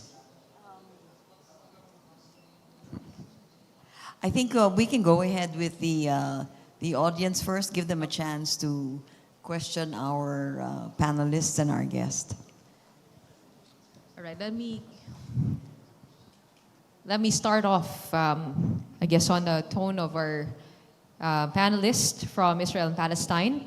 This question is from an NGO consultant, Ms. Pesayko from Facebook. And she asks, what could the citizens of Israel and Palestine do to de-escalate the situation in both countries? Neta, Nida, would you like to take the question? Yeah. Yeah, thank you so much. I think what needs to happen now, and I think each and every one of us, Palestinians and Israelis, have to show a lot of responsibility, okay? We really shouldn't be taking by the state speech. We need to understand that no matter how long this fighting goes on, at the end, we both have to sit on a negotiation table. This is what happens everywhere. This is no exception, okay? So let's spare the lives of innocent people, innocent civilians, innocent children, and do this as soon as possible. We know better. We've been through decades of wars, of military operations. Okay, we know it doesn't work, it doesn't bring security, it doesn't bring peace. So how about for once we try the alternative way? It's less, it costs much less, it's less painful for everyone. So let's give it at least a chance. So what we need to do right now is support those who come with alternative voices. Support the voices that women bring. Okay, we're half of the population and we are largely ignored. As I said, we always warned that we will reach this situation if we keep on ignoring that there is an occupation, okay? If we keep on ignoring the root causes of the conflict. So we can't just keep on giving like painkillers instead of doing a surgical solution that, yes, it might be painful at the beginning, but it is for sure less painful than what we're going through over and over again. I guess, all right, Ms. Neta? Yes. I can add just one sentence to what Nida said, is that we need to remember that one side's security can't be achieved by the other side's security. And this is something that, again, sounds like the obvious, stating the obvious, like the fact that women needs to be around the table, etc., etc. But all these obvious statements are not being said these days, and it needs to be said. It needs to be shouted out loud by citizens. Neta and Nida, I guess just taking a look at the conflict now in Israel and Palestine, do you think it's still, or how do we get people on the same table? Given that 9,000 Palestinians have passed, more than 1,000 Israelis, it feels like it's reached breaking point. I mean, way past breaking point. How do we get people to come to the same table? Is that still possible at this stage? I think it is still possible. I think the minute that people realize that this war is good for nothing, okay, the killing will only increase the despair, the insecurity of Israelis, and the unwillingness of Palestinians to sit on a negotiation table. The more and the faster we realize that, the better, okay? But I want to say that despite all, and I know like there is no dead end, okay? Of course, we really want this to end very soon and to be able to sit on a negotiation table. But at the moment, there is no political will, okay? Or the leaders, especially on the Israeli side, we have to remember what kind of a government we have. A right-wing government that supports settlements and increasing violence against Palestinians, incitement against Palestinian citizens within Israel. I don't think this is a government that's willing to sit on a negotiation table and reach a peaceful solution, or even interested in a peaceful solution. So this also relates to your previous question. I think there's a huge responsibility on the citizens of Israel to elect a government that reflects their aspiration. And I don't want to believe, and I don't want to think that the aspiration of the Israeli-Jewish-Israeli conflict is a continuation of this situation, of the occupation, of this insecure situation. It's not good for anyone, for any side, okay? So again, I think even if we go through some practical measurements and see, are we really benefiting from this war? Let's do the assessment. We're not, okay? Even like we already know that in terms of the military plans, there's no book military plan for Gaza. There's no solution there. There's no military solution. We know it. The military leadership know it. The political leadership knows it. The only thing that's left is to admit that the only way forward is by negotiating this conflict. Okay, reaching a settlement that's good for both sides. And just as a follow-up to that, Neta, I'm just very, very curious about what conversations are like on your dinner table. I mean, do Israelis agree? Do they think the Israeli government reflects what they want to happen in the conflict in Gaza? Your thoughts on what Nida said? Okay, so the dinner tables are very painful and very there are a lot of arguments, and we need to remember that we got into this war after almost a full year of protests against the government, very huge protests against the government. So this also affects the feeling of we have no leadership, we have no one to trust. But following on that, I want to say that again, we need the citizens to be active, to be more active. And I do want to say that despite the despair, there are women. I talked about it also in my reflection. There are women today from Palestine, from the West Bank, and from Israel that are sitting together and want to promote a resolution, a transformative resolution for the conflict, an end to the occupation. And these are the people that can do the difference. Right, I want to turn over the discussion now to Ms. Miriam Coronel-Ferrer and your experience dealing with this kind of conflict, especially at this level of escalation. How do we go from here to there?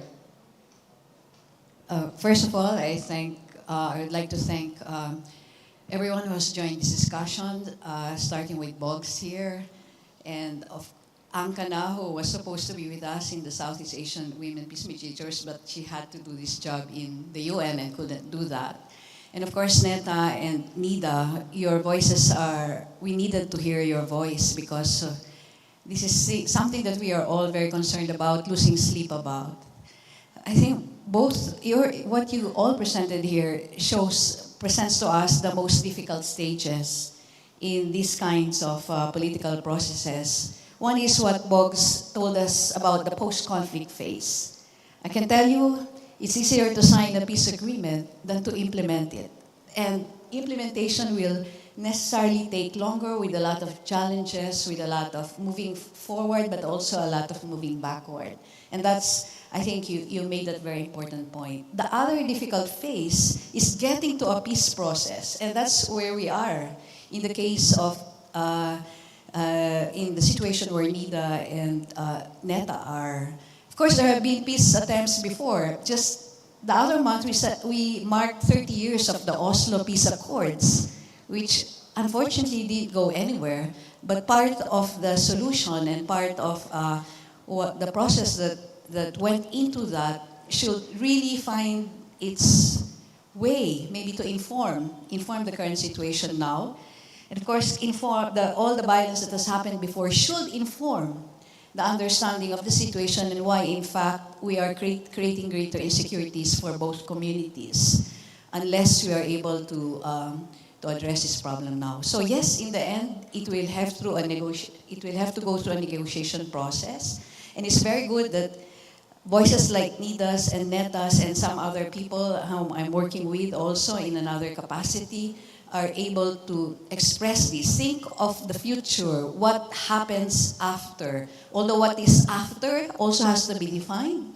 Is after total eradication of one of the constituencies in this community, or is after precisely before this actually happens and people can should actually sit down together now, because the death toll has been so unimaginable, and not acceptable at all. So that's the first step. We call for a ceasefire. A ceasefire could lead to a negotiation process. But who will be around the table?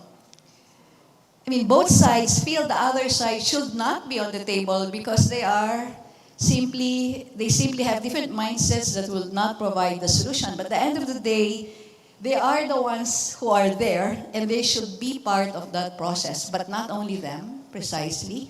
I think the issue of representation again becomes very important here. And women, like your group, Neta and Nida, and all the others who are closely following this, you may not be at the negotiating table, but you must be around the table saying exactly the kinds of solutions that are necessary to bring about that kind of a lasting solution. But we do hope that people like you will be significantly part of this process, because without your voices, then the real solutions will not really be heard. I have a question here from our audience, from Radyo Veritas Asia, from Father Casimir. He raises a question that's probably been on our minds. How feasible would it be for them to shift their paradigms if the crux of the conflict or war pertains to their ideological convictions? Who would like to take that? Ms. Miriam? Right, go ahead. I think we have to understand. First, I think we need to be inspired by a lot of Jewish left-wing Israeli or non-Israeli activists who have been able to shift their ideologies. Okay? I think what matters at the end is that we all agree on the values of humanity. We're all human, we're all equal. This should be the only ideology and belief that we all have. Okay? Anything that undermines the value of the other, anything that treats the other as less equal or less human, should not be an ideology that's accepted. Okay? And again, a lot of these ideologies are fed by propaganda. They're fed by prominent fear, including some real fears. Okay? To use actually these fears to create or increase the hatred between two nations on the basis that we are less equal, some of us is superior, some of us has more rights than the other, is not right. And I think it's, humans are logical creatures, logical human beings. If you talk to them reason, if you allow them to be exposed to the information, to the facts, there is a way to find a way for it. But the other thing that matters even more, if my ideologies are hurting my livelihood, they're causing me harm, okay, I will reconsider those ideologies. All right, Neta, I'm just very curious about how Israelis deal with facts. I mean, we know that according to the Bible, Israel is marked as the chosen people, and we all know how religion is also a frame of life for Israelis. How do you deal with those realities, and how is this conflict explained on the ground?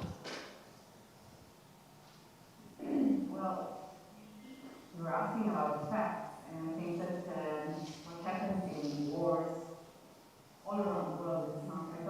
unique to Israel.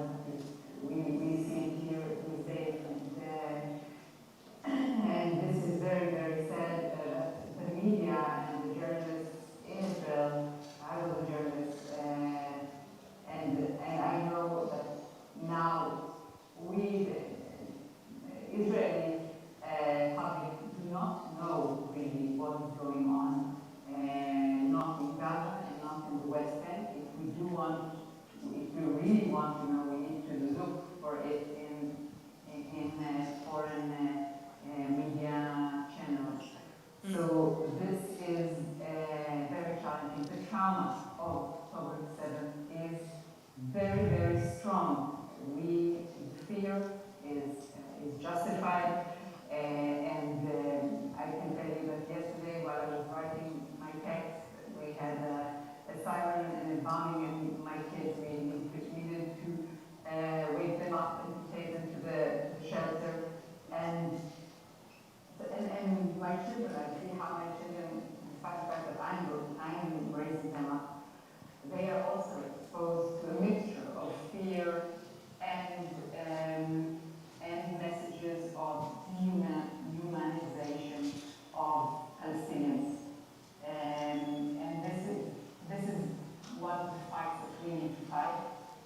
And the other thing that is very relevant and sad is that the peace camp in Israel, the Jewish peace camp in Israel, in general, really got hit by this trauma by the horror attack of October 7th.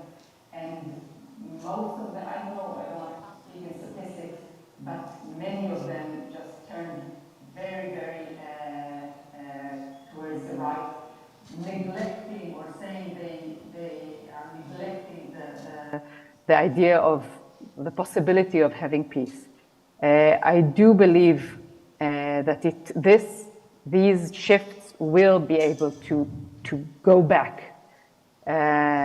This I do believe, but in order to be able to go back on the route, in order to go back to negotiation or even to think about negotiation, then this discourse, we need to make all of our efforts to keep the other side human. And I think this is one of my personal quests. And definitely, those are facts that we can agree upon. Let's move on over to Angkana from Thailand. For those who don't know, they're quite similar to the Philippines in terms of demographic. They have a Malay Muslim South, and there have been identified insurgencies down south, but also a lot of human rights violations. But to give us a better context on that, may we ask Ms. Angkana about the current human rights situation in Thailand? Thank you very much for the question. In general, after Thailand also had the coup, and you know that when we talk about ASEAN, I would like to stress on like Mekong region that have 5 countries, Thailand, Laos, Cambodia, Myanmar, and Vietnam. In this region, in this sub-region, we're sharing experiences of military government for many decades. And there's a lot of human rights violation. It's not only in the conflict in southern Thailand of Malay Muslim people and government, but it's also the conflict in many parts of the countries and the region also. I think this is very important. For southern border provinces, the conflicts are going very long. I think that I used to have many times talking to Miriam Coronel-Ferrer for more than a decade about situation of southern Thailand and asking for her wisdom, for her experiences for the peace negotiation. But you know that I think that it's quite difficult because as human rights defenders, I can say that when the conflicts are like the violence happened, there's a lot of victims. There's a lot of women who losses. We have a lot of traumatized people.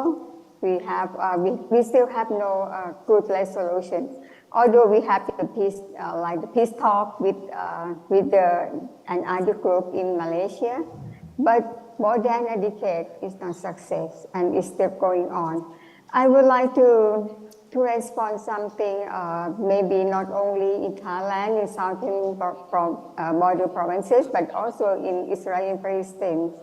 I noticed that nowadays, at present, many of the experts on law, they are debating about the term, sorry, the term that uses about the situation.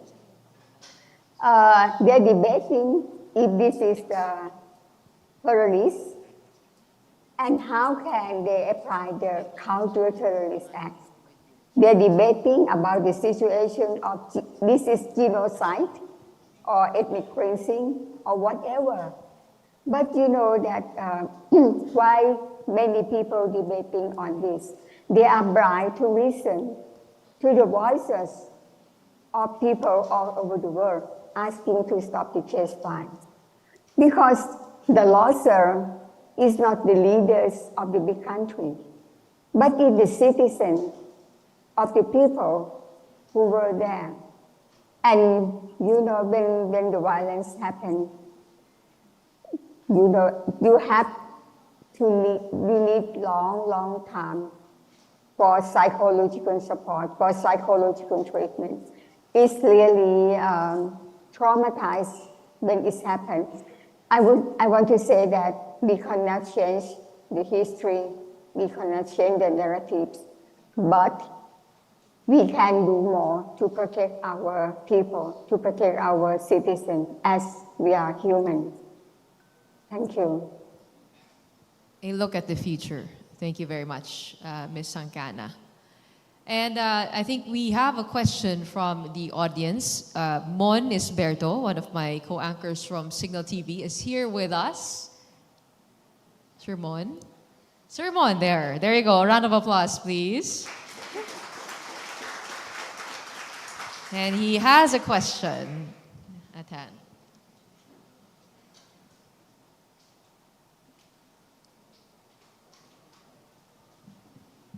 Good morning, everyone.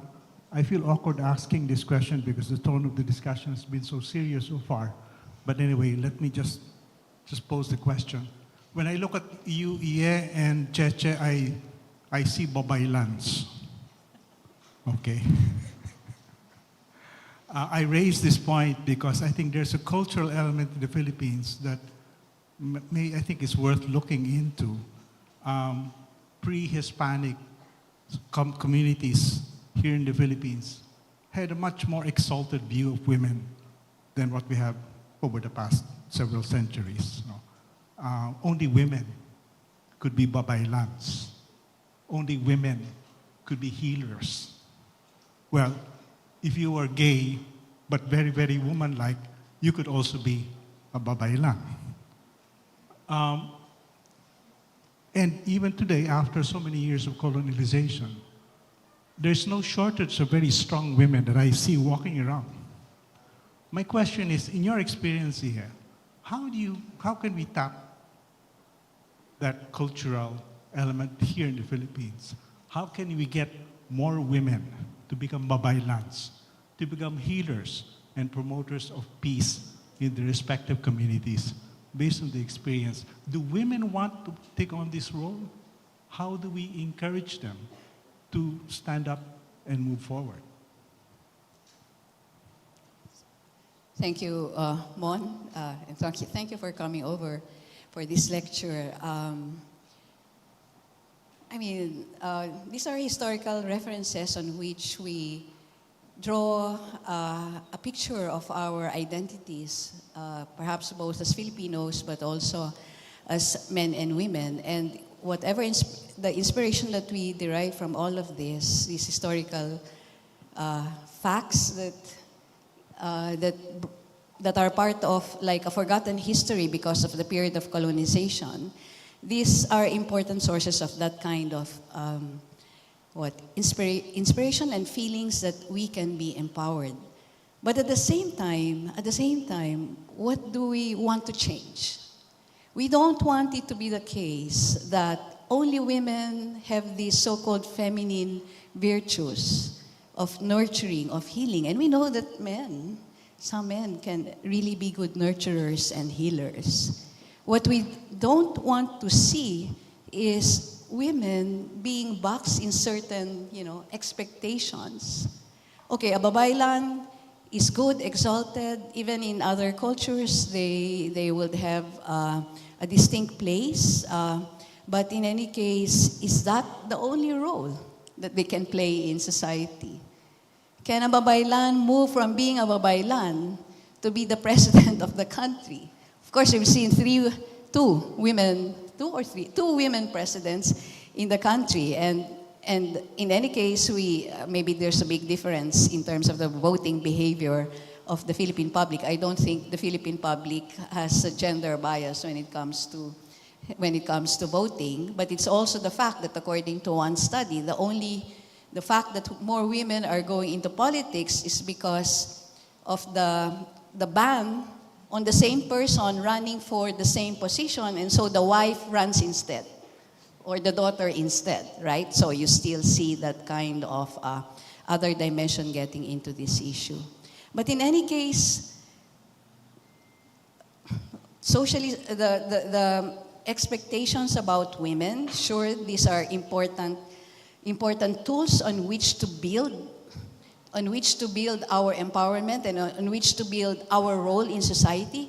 But at the same time, it's precisely that kind of gendered roles that we want to be overcome, so that in fact, women can choose what they want to be. They can choose to be babaylan, they can choose to be a housewife, nurturing their children without with all the support that will be necessary to do that, but they can also choose to be a politician, a good one, hopefully, and not be caught up in the system, just like most of the men that we see in political leadership.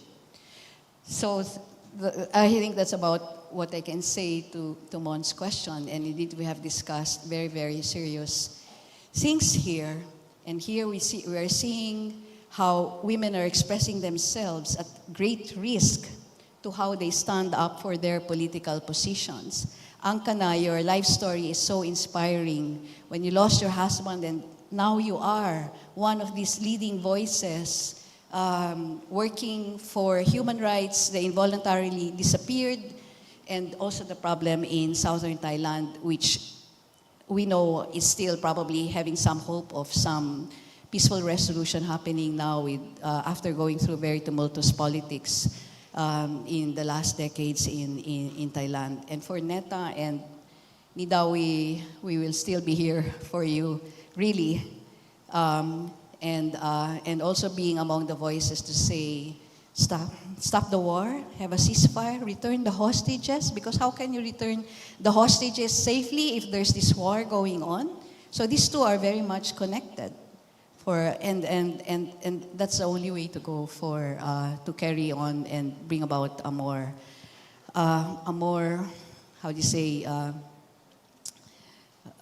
productive political process. All right, thank you very much. And now we go to our final question, I guess, from our students. One is a political science student from UST, Venice De Kinan.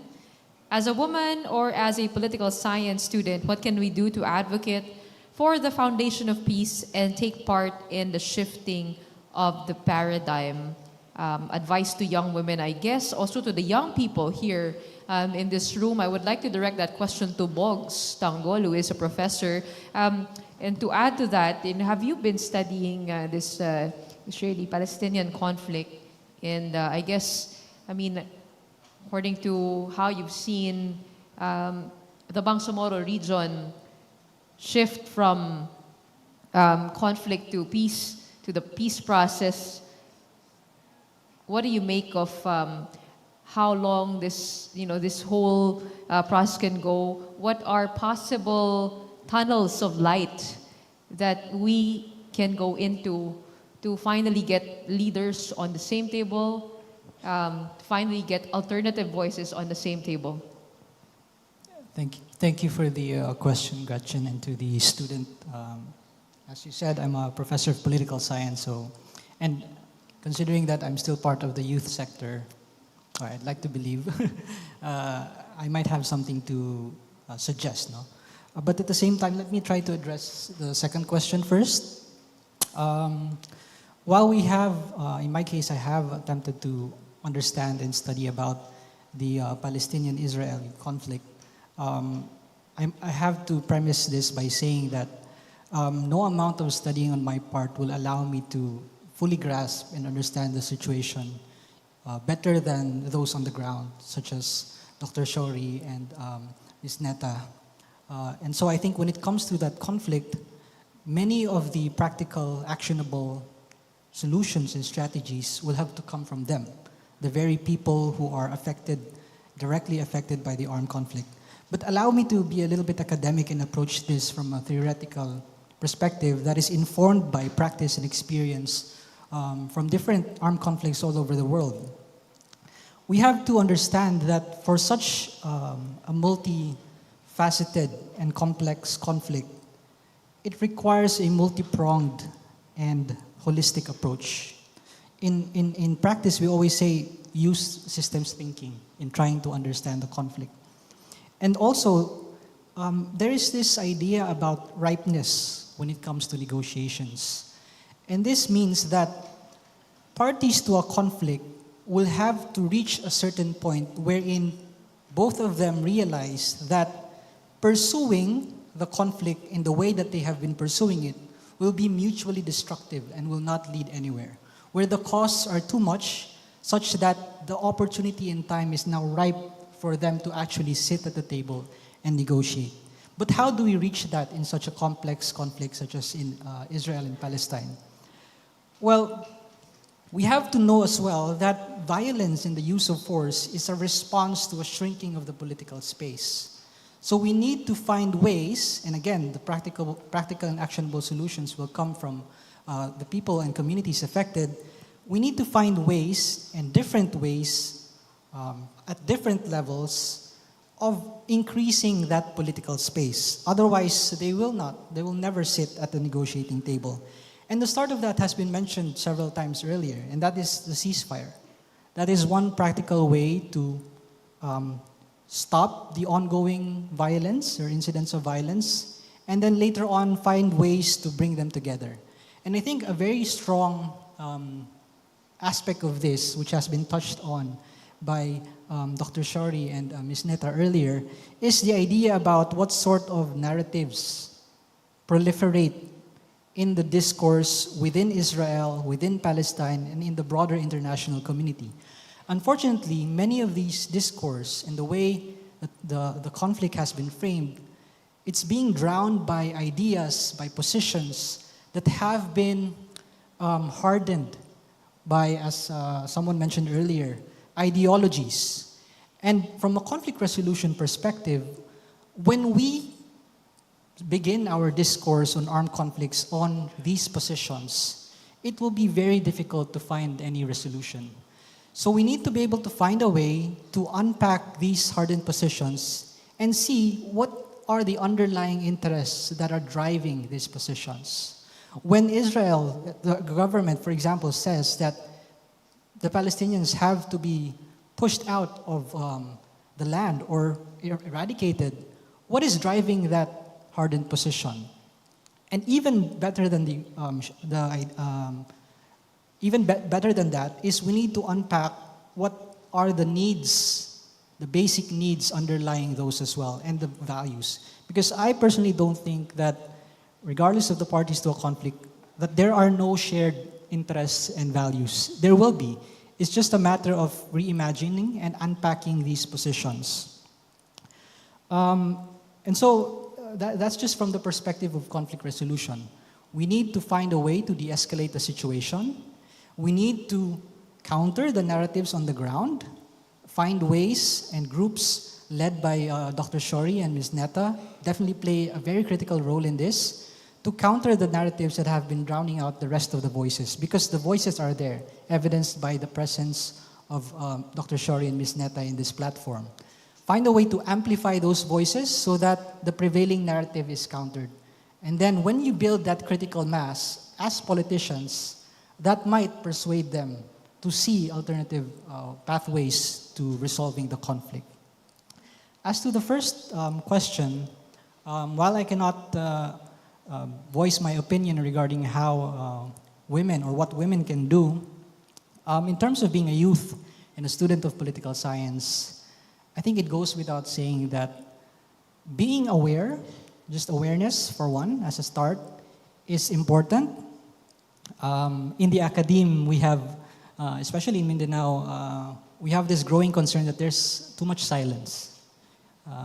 But I think spaces like the universities and other educational institutions are great platforms where we can actually develop and enhance discourse on issues related to peace and conflict.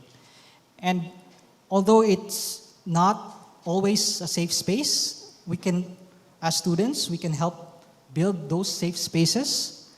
And as I said, awareness about these issues is important, but even going deeper than that, once you become aware about a situation, what can you do about it as a student?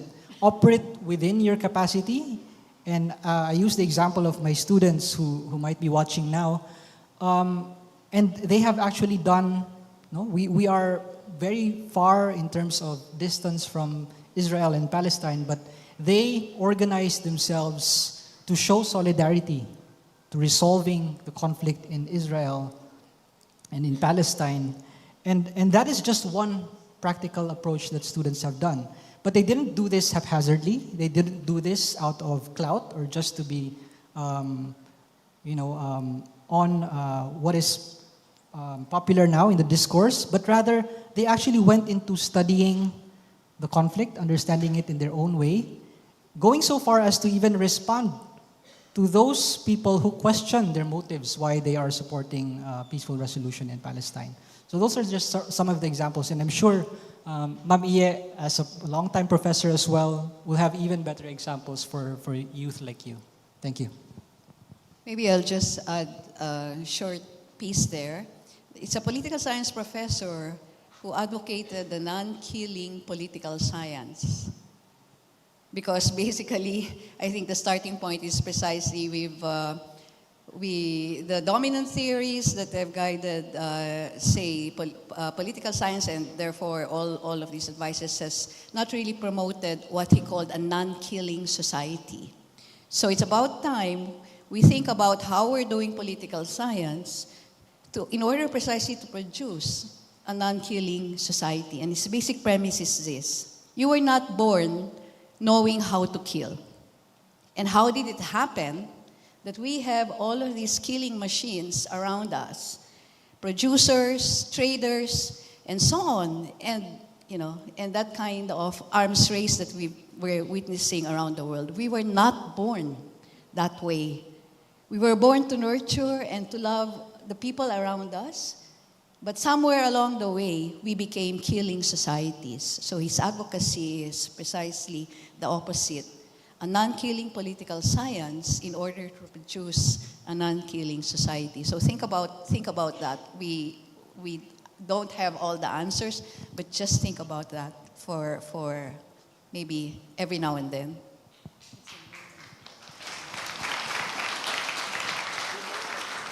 Definitely so many things to unpack from this conversation. We've touched on not just the educational sector, but also media, journalism, citizenry, governance, how women play a role in this, families. And I guess I just want to say that, seeing faces of women here on the stage, on our screens, it encourages the women in our audiences to take courage in their own way.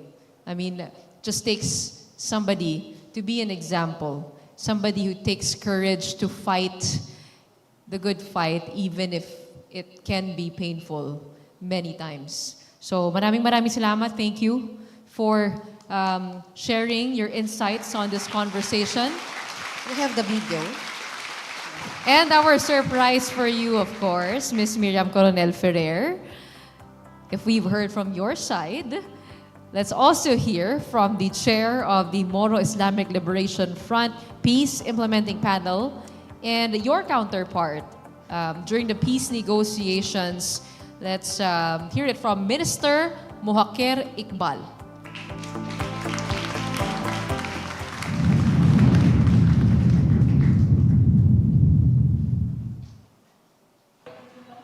In the name of Allah, the most beneficent, the most merciful,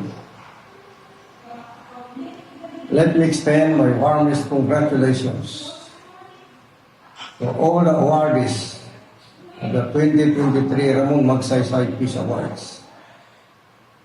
I am sure all of you deserve such an extraordinary accolades. In particular, my special felicitations go to Professor Miriam Coronel, who was my counterpart, nay partner, representing the government of the Republic of the Philippines. Such engagement culminated when we signed the comprehensive agreement on the Bangsamoro in Manila on March 27, 2020. Frankly, I wanted to convey these congratulations in person, but prevailing circumstances surrounding me are not so kind to prevent me from doing so. Rest assured, however, that both body and spirit are with you during this momentous event, marking years after years of hard struggle to make just peace reign in our midst. Let me also say here that contrary to popular belief that implementing a peace agreement is easy and a straight path endeavor, the truth is that oftentimes it is more complex and complicated and at times more agonizing, especially when dealing with someone who has no institutional memory of the whole peace process. The other serious challenge is the tendency of one party to shortcut the implementation process. Finally, I urge all peace builders to work together, stay committed and focused, and try to overcome all obstacles along the way. It is not an easy undertaking, but if we persevere, we will make a difference in a world laden with conflicts. Again, my congratulations to all the 2023 Ramon Magsaysay Peace Awardees. Thank you and more power. Thank you very much once again to the chair of the Moro Islamic Liberation Front Peace Implementing Panel, Minister Mohagher Iqbal. And now for a synthesis of today's discussion, it is my joy to welcome you, Ms. Cheche Lazaro.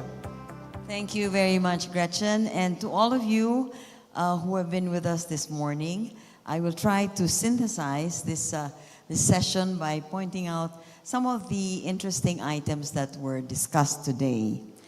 When our laureate for the Ramon Magsaysay Awards this year, Miriam Coronel-Ferrer, started to speak about her experience, she shared with us that the whole idea of being a peace advocate began with her experience during the People Power Revolution, which all of us experienced in 1986. And it struck many of us in various ways. But for Miriam, it jump-started her desire to seek peace after so many years of unabated corruption, a government that did not attend to the needs of the people, and the many killings that had happened during the presidency of Ferdinand Marcos Sr. She spoke about, when she was moving on in this direction, she spoke about the experience that she had with 3 women who she named as Ja, Fa, and Ju, right? Ja was a name for Janae, yes, who was a college student, who was educated, and wanted to, because of her experience, advocate for peace where she was. Then there was Fa, who witnessed violence when she was just 2 years old. Sulu had burned at that time, and this young woman witnessed the violence and the disaster that had struck her family and those around her. Because of that experience, she became a peace advocate. Then there was Ju, or George, who was related to one of the most wanted commanders of the Abu Sayyaf. She, it's a she, right, turned into a peace advocate herself. Because of these experience of these women, one of them who had seen some of the people sign their names with a straight line, she started out in education program because of this experience that she had. Then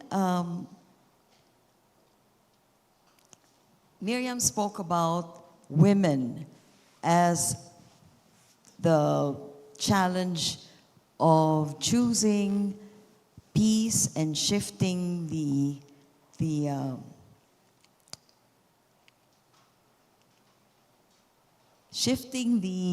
excuse me, it's a senior moment here. Shifting the paradigm, yes. Evolving a paradigm shift in the way women think about themselves. In my own personal experience, the women that I have met are usually peacemakers in their homes. They are the ones who my mother used to separate my 2 brothers when they were fighting, and that's peacemaking. But the paradigm shift that Miriam was referring to was women themselves empowering their abilities to be able to do other things and to move away from the concept that most traditional views have given women as their main roles, which is to be in the home, to be a mother, to take care of her children, to be a wife to her husband. The paradigm shift comes into being when she begins to think outside that box, and that the women are the challenge of choosing peace and shifting the paradigm and thinking about themselves otherwise. The first shift is in themselves, their attitude, their confidence to say that I have the power. And she pointed out that many times it's difficult for women to move out of their shell and say, I have the power, and to own that statement. Many find that they are hemmed in by gender bias, by the expectations of the men, and even the women themselves around them. Women are strong articulators of human security over and above state security. So they're very concerned about whether or not people are secure in their homes, whether or not they are fed, whether or not they are able to take care of themselves. She said that power is found in different places. It can be shared. It is for nurturing, not for killing. It is to protect and not to abuse. It is to do and not to undo.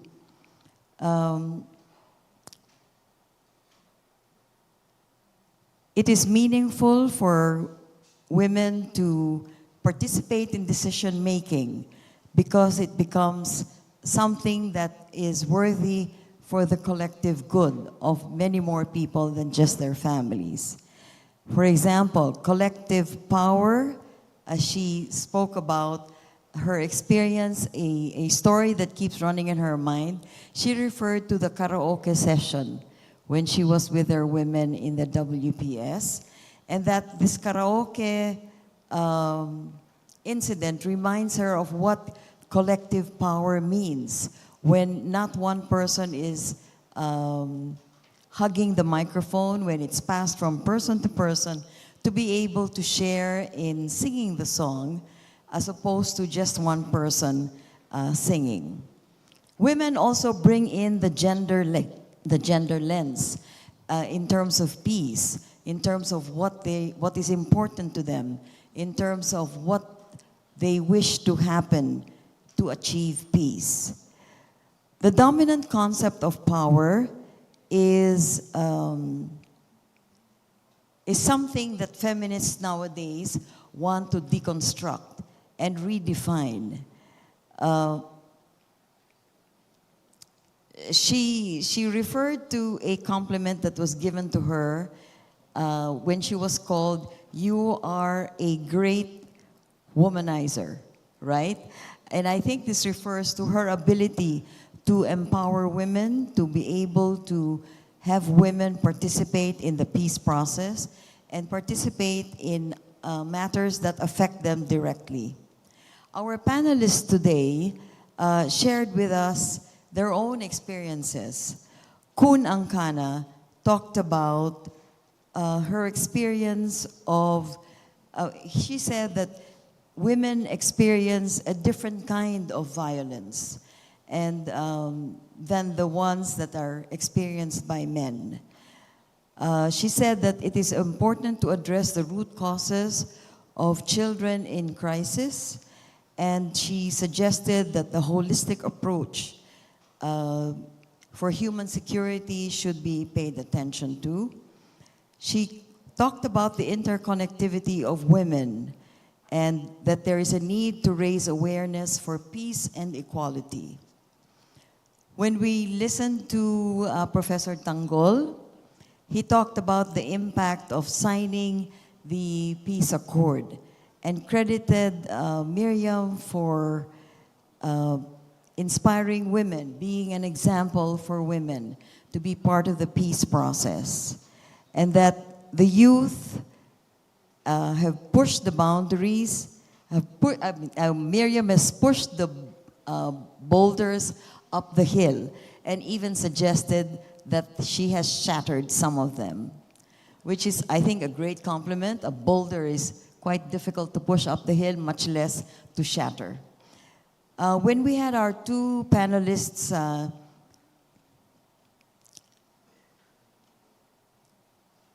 in addition, Professor Tanggol talked about the work that Miriam has done long before she was the chief negotiator for the government panel.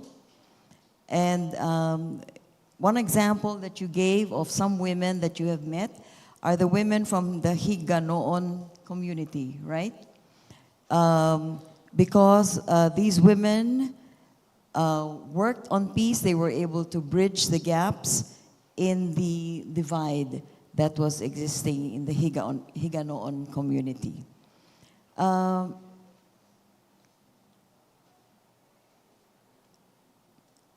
When we talked, our two panelists, there was Nida from the Palestinian side and Netta from Jerusalem, from Israel. Netta had a very powerful and moving narrative when she talked about the continuing nightmare that they are experiencing in Israel at the moment. She said very, very emphatically that women are not being heard, that their voices are not being listened to, that they are not part of the table that talks about how to bring about peace or how to restore peace. She talked about the vicious cycle that Resolution 1325 by the United Nations is not being respected. And I think NIDA also referred to Resolution 1325. Their organization, which both of them belong to, which means with you, is based on the Philippine Action Plan, which I think is a great compliment to the Philippine peace effort, because they have based their action plan on the Philippine Action Plan. She said that it is a rare partnership between Palestinian and Israeli women, as represented by Neta and Nida, who are working together. I think they've been working together for several years now, and that they hope to be part of the table, and they hope to sit at the table that will talk about peace. It is their hope that women will be part of that table to discuss peace. She advocated that they should choose the side of the women and listen to the voices of the women who have experienced the violence in many ways, in more ways than one. Nida Shori, who is a Palestinian, told us about that since October 7, those who speak up against the war are being persecuted. So it takes a very brave and daring persona like themselves to speak up and try to be heard by the authorities or those who are running the war, to listen to their voices. She said the women are ignored, they have suffered enough, and they have been offering solutions and presenting alternative solutions to address the root causes of the Palestinian-Israeli conflict. She also said that basic human rights have been violated, and that at the very core of the conflict is a violation of human rights. She says that the best way forward is not violence, and that it is not war that takes the lives of people. It is just solutions that are inclusive, that will cater to those who have less in life. She said that they refuse to accept violence as a way forward. And again, she referred to Resolution 1325 of the United Nations, which advocates the protection of women and children. She said that they're trying to establish a training module for gender perspectives to train young women to be able to get involved in the peace process, and that the women provide alternative solutions, which up to today has not been listened to. It's a male-dominated process, and she says the male-dominated process has failed, and it is time for a paradigm shift to happen in that space. In our question and answer session moderated by Gretchen, they again came on to say that the past has not worked and that it is time to support alternative voices. And these alternative voices belong to women, happen to belong to women. It is like, she said, I think it was Nida who said this, it is like painkillers versus surgery. You can keep on taking painkillers, but the pain recurs. Whereas if you excise it, if you go through surgery, you can once and for all, hopefully, resolve the problem. Again, she reiterated that the only way forward is through negotiation, which I think Miriam also emphasized, that it is only through negotiation. It was Miriam who said that it is easier to sign a peace agreement than to implement it. And it is more difficult to implement it after the peace agreement has been signed. And she cautioned Nita and Neta about this, that a peace agreement is not the end, but if I may paraphrase, it's just the beginning of a long process towards complete peace. And on that note, we close this synthesis. I hope it has helped you remember what this morning was all about. And Miriam has always emphasized that the basic tenet of peace can only be achieved when human rights are observed. Thank you very much, and good morning to all of you. Maraming salamat po, Ms. Cheche Lazaro. You know, I started this event by talking about technology. I mean, we have so much at hand, especially for the young people in this audience, the young people via Zoom. We have that unique advantage nowadays. We know how to use technology. And I was looking at my Instagram feed the past week, and I started following this Palestinian journalist on Instagram. And I was amazed at how he was covering a war zone in Gaza. He was there in the midst of everything that was happening, and he was managing to post videos, photos. And he did not need to put a lot into the caption. There was no politics in there. There were just photos of kids being under the rubble, taken out of the rubble, little girls suffering, communities being affected by conflict, videos of Palestinians talking about their experience on ground. And I think that was quite a refreshing way to see what was happening in the Middle East. And as a young person, I've been, trying to take a grasp of what was happening on ground. And just like what Neta and Nida mentioned, I think as young people, it is our responsibility to hear various voices in search for the truth. Not just one publication, not just one social media account. It is our responsibility to hold on to what is happening on the ground. But not just as consumers, also as storytellers, as publishers, as those who hold social media accounts. And I think that's the unique power that our generation has. We have the ability to talk, and our voices can be amplified further. And I was also going through the story of President Ramon Magsaysay, and I was amazed at how he held on to integrity and honesty. And that really rooted from his experience with his father, who was a public school teacher, who was castigated by the school superintendent because he refused to pass the school superintendent's son in his carpentry class. So because he refused to do that and to compromise his integrity, he moved to another town in Iba, Zambales, and started a new life there. So that was the experience of President Ramon Magsaysay in his childhood related to integrity and honesty.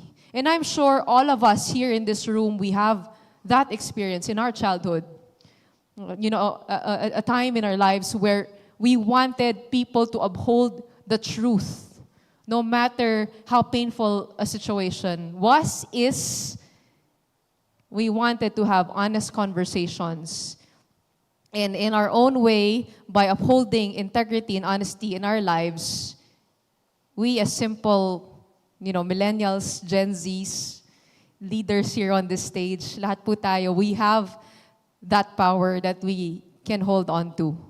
Let's continue to uphold the voice of integrity and truth in the best way we know how, because as we have more technologies, the world also gets more complex, and it is harder to figure out what's the truth. But in our own lives, we can do just that and become a Ramon Magsaysay in our own way. So to close the program, let's call on the president of the Ramon Magsaysay Foundation, Ms. Susan Afan.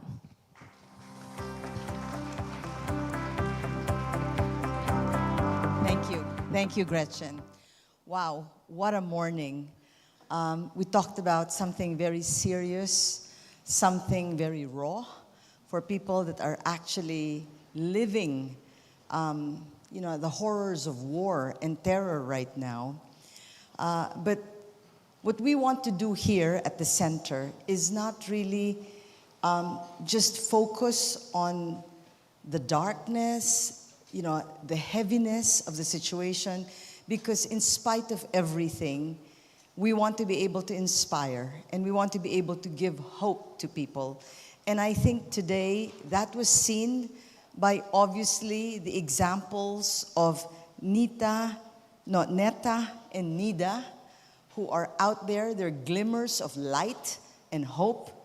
And of course, I think seeing as well Miriam and Mr. Iqbal, who at one point were on different sides of the table and have actually become friends years later, is something that's very inspiring, that hopefully can happen at one point in time, that the people from Israel and Palestine can sit together years, maybe hopefully not years from now, but the new generation of people can really come up with a way to be able to talk to one another and look at each other eye to eye, not as different people, but as actually as one.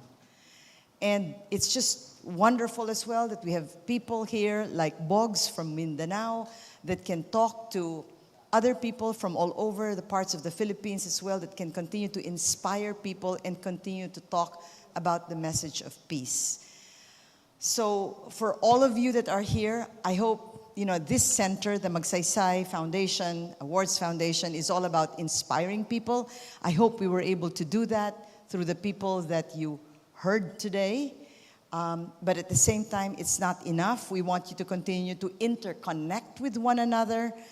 The peace advocates all over Asia, all over the world, but most importantly, for our next generation of leaders who are here today, we want you to focus on the third I, which is to ignite further action.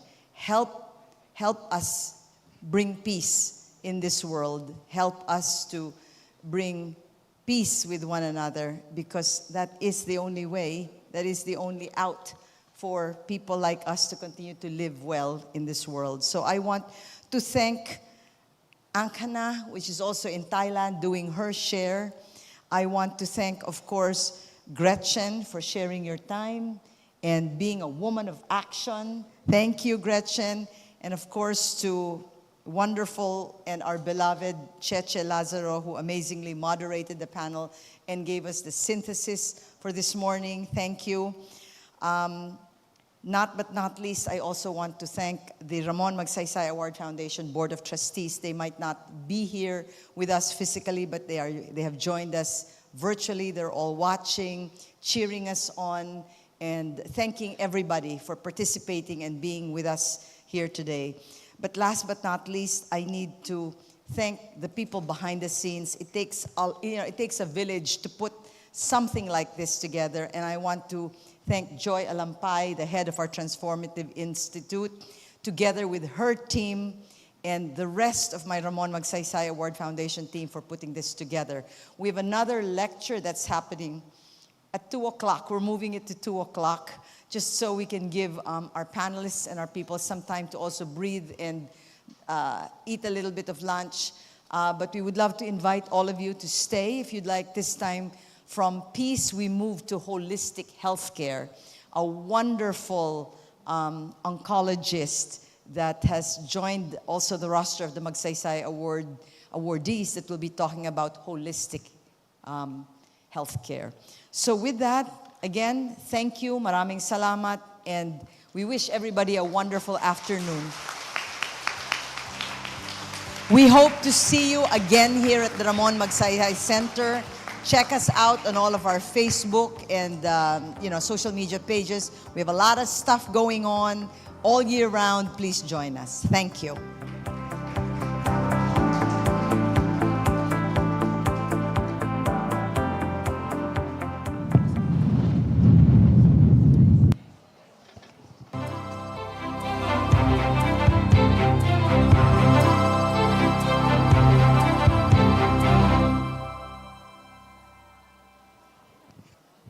We have prepared lunch for everyone. See you at the lecture at 2 p.m.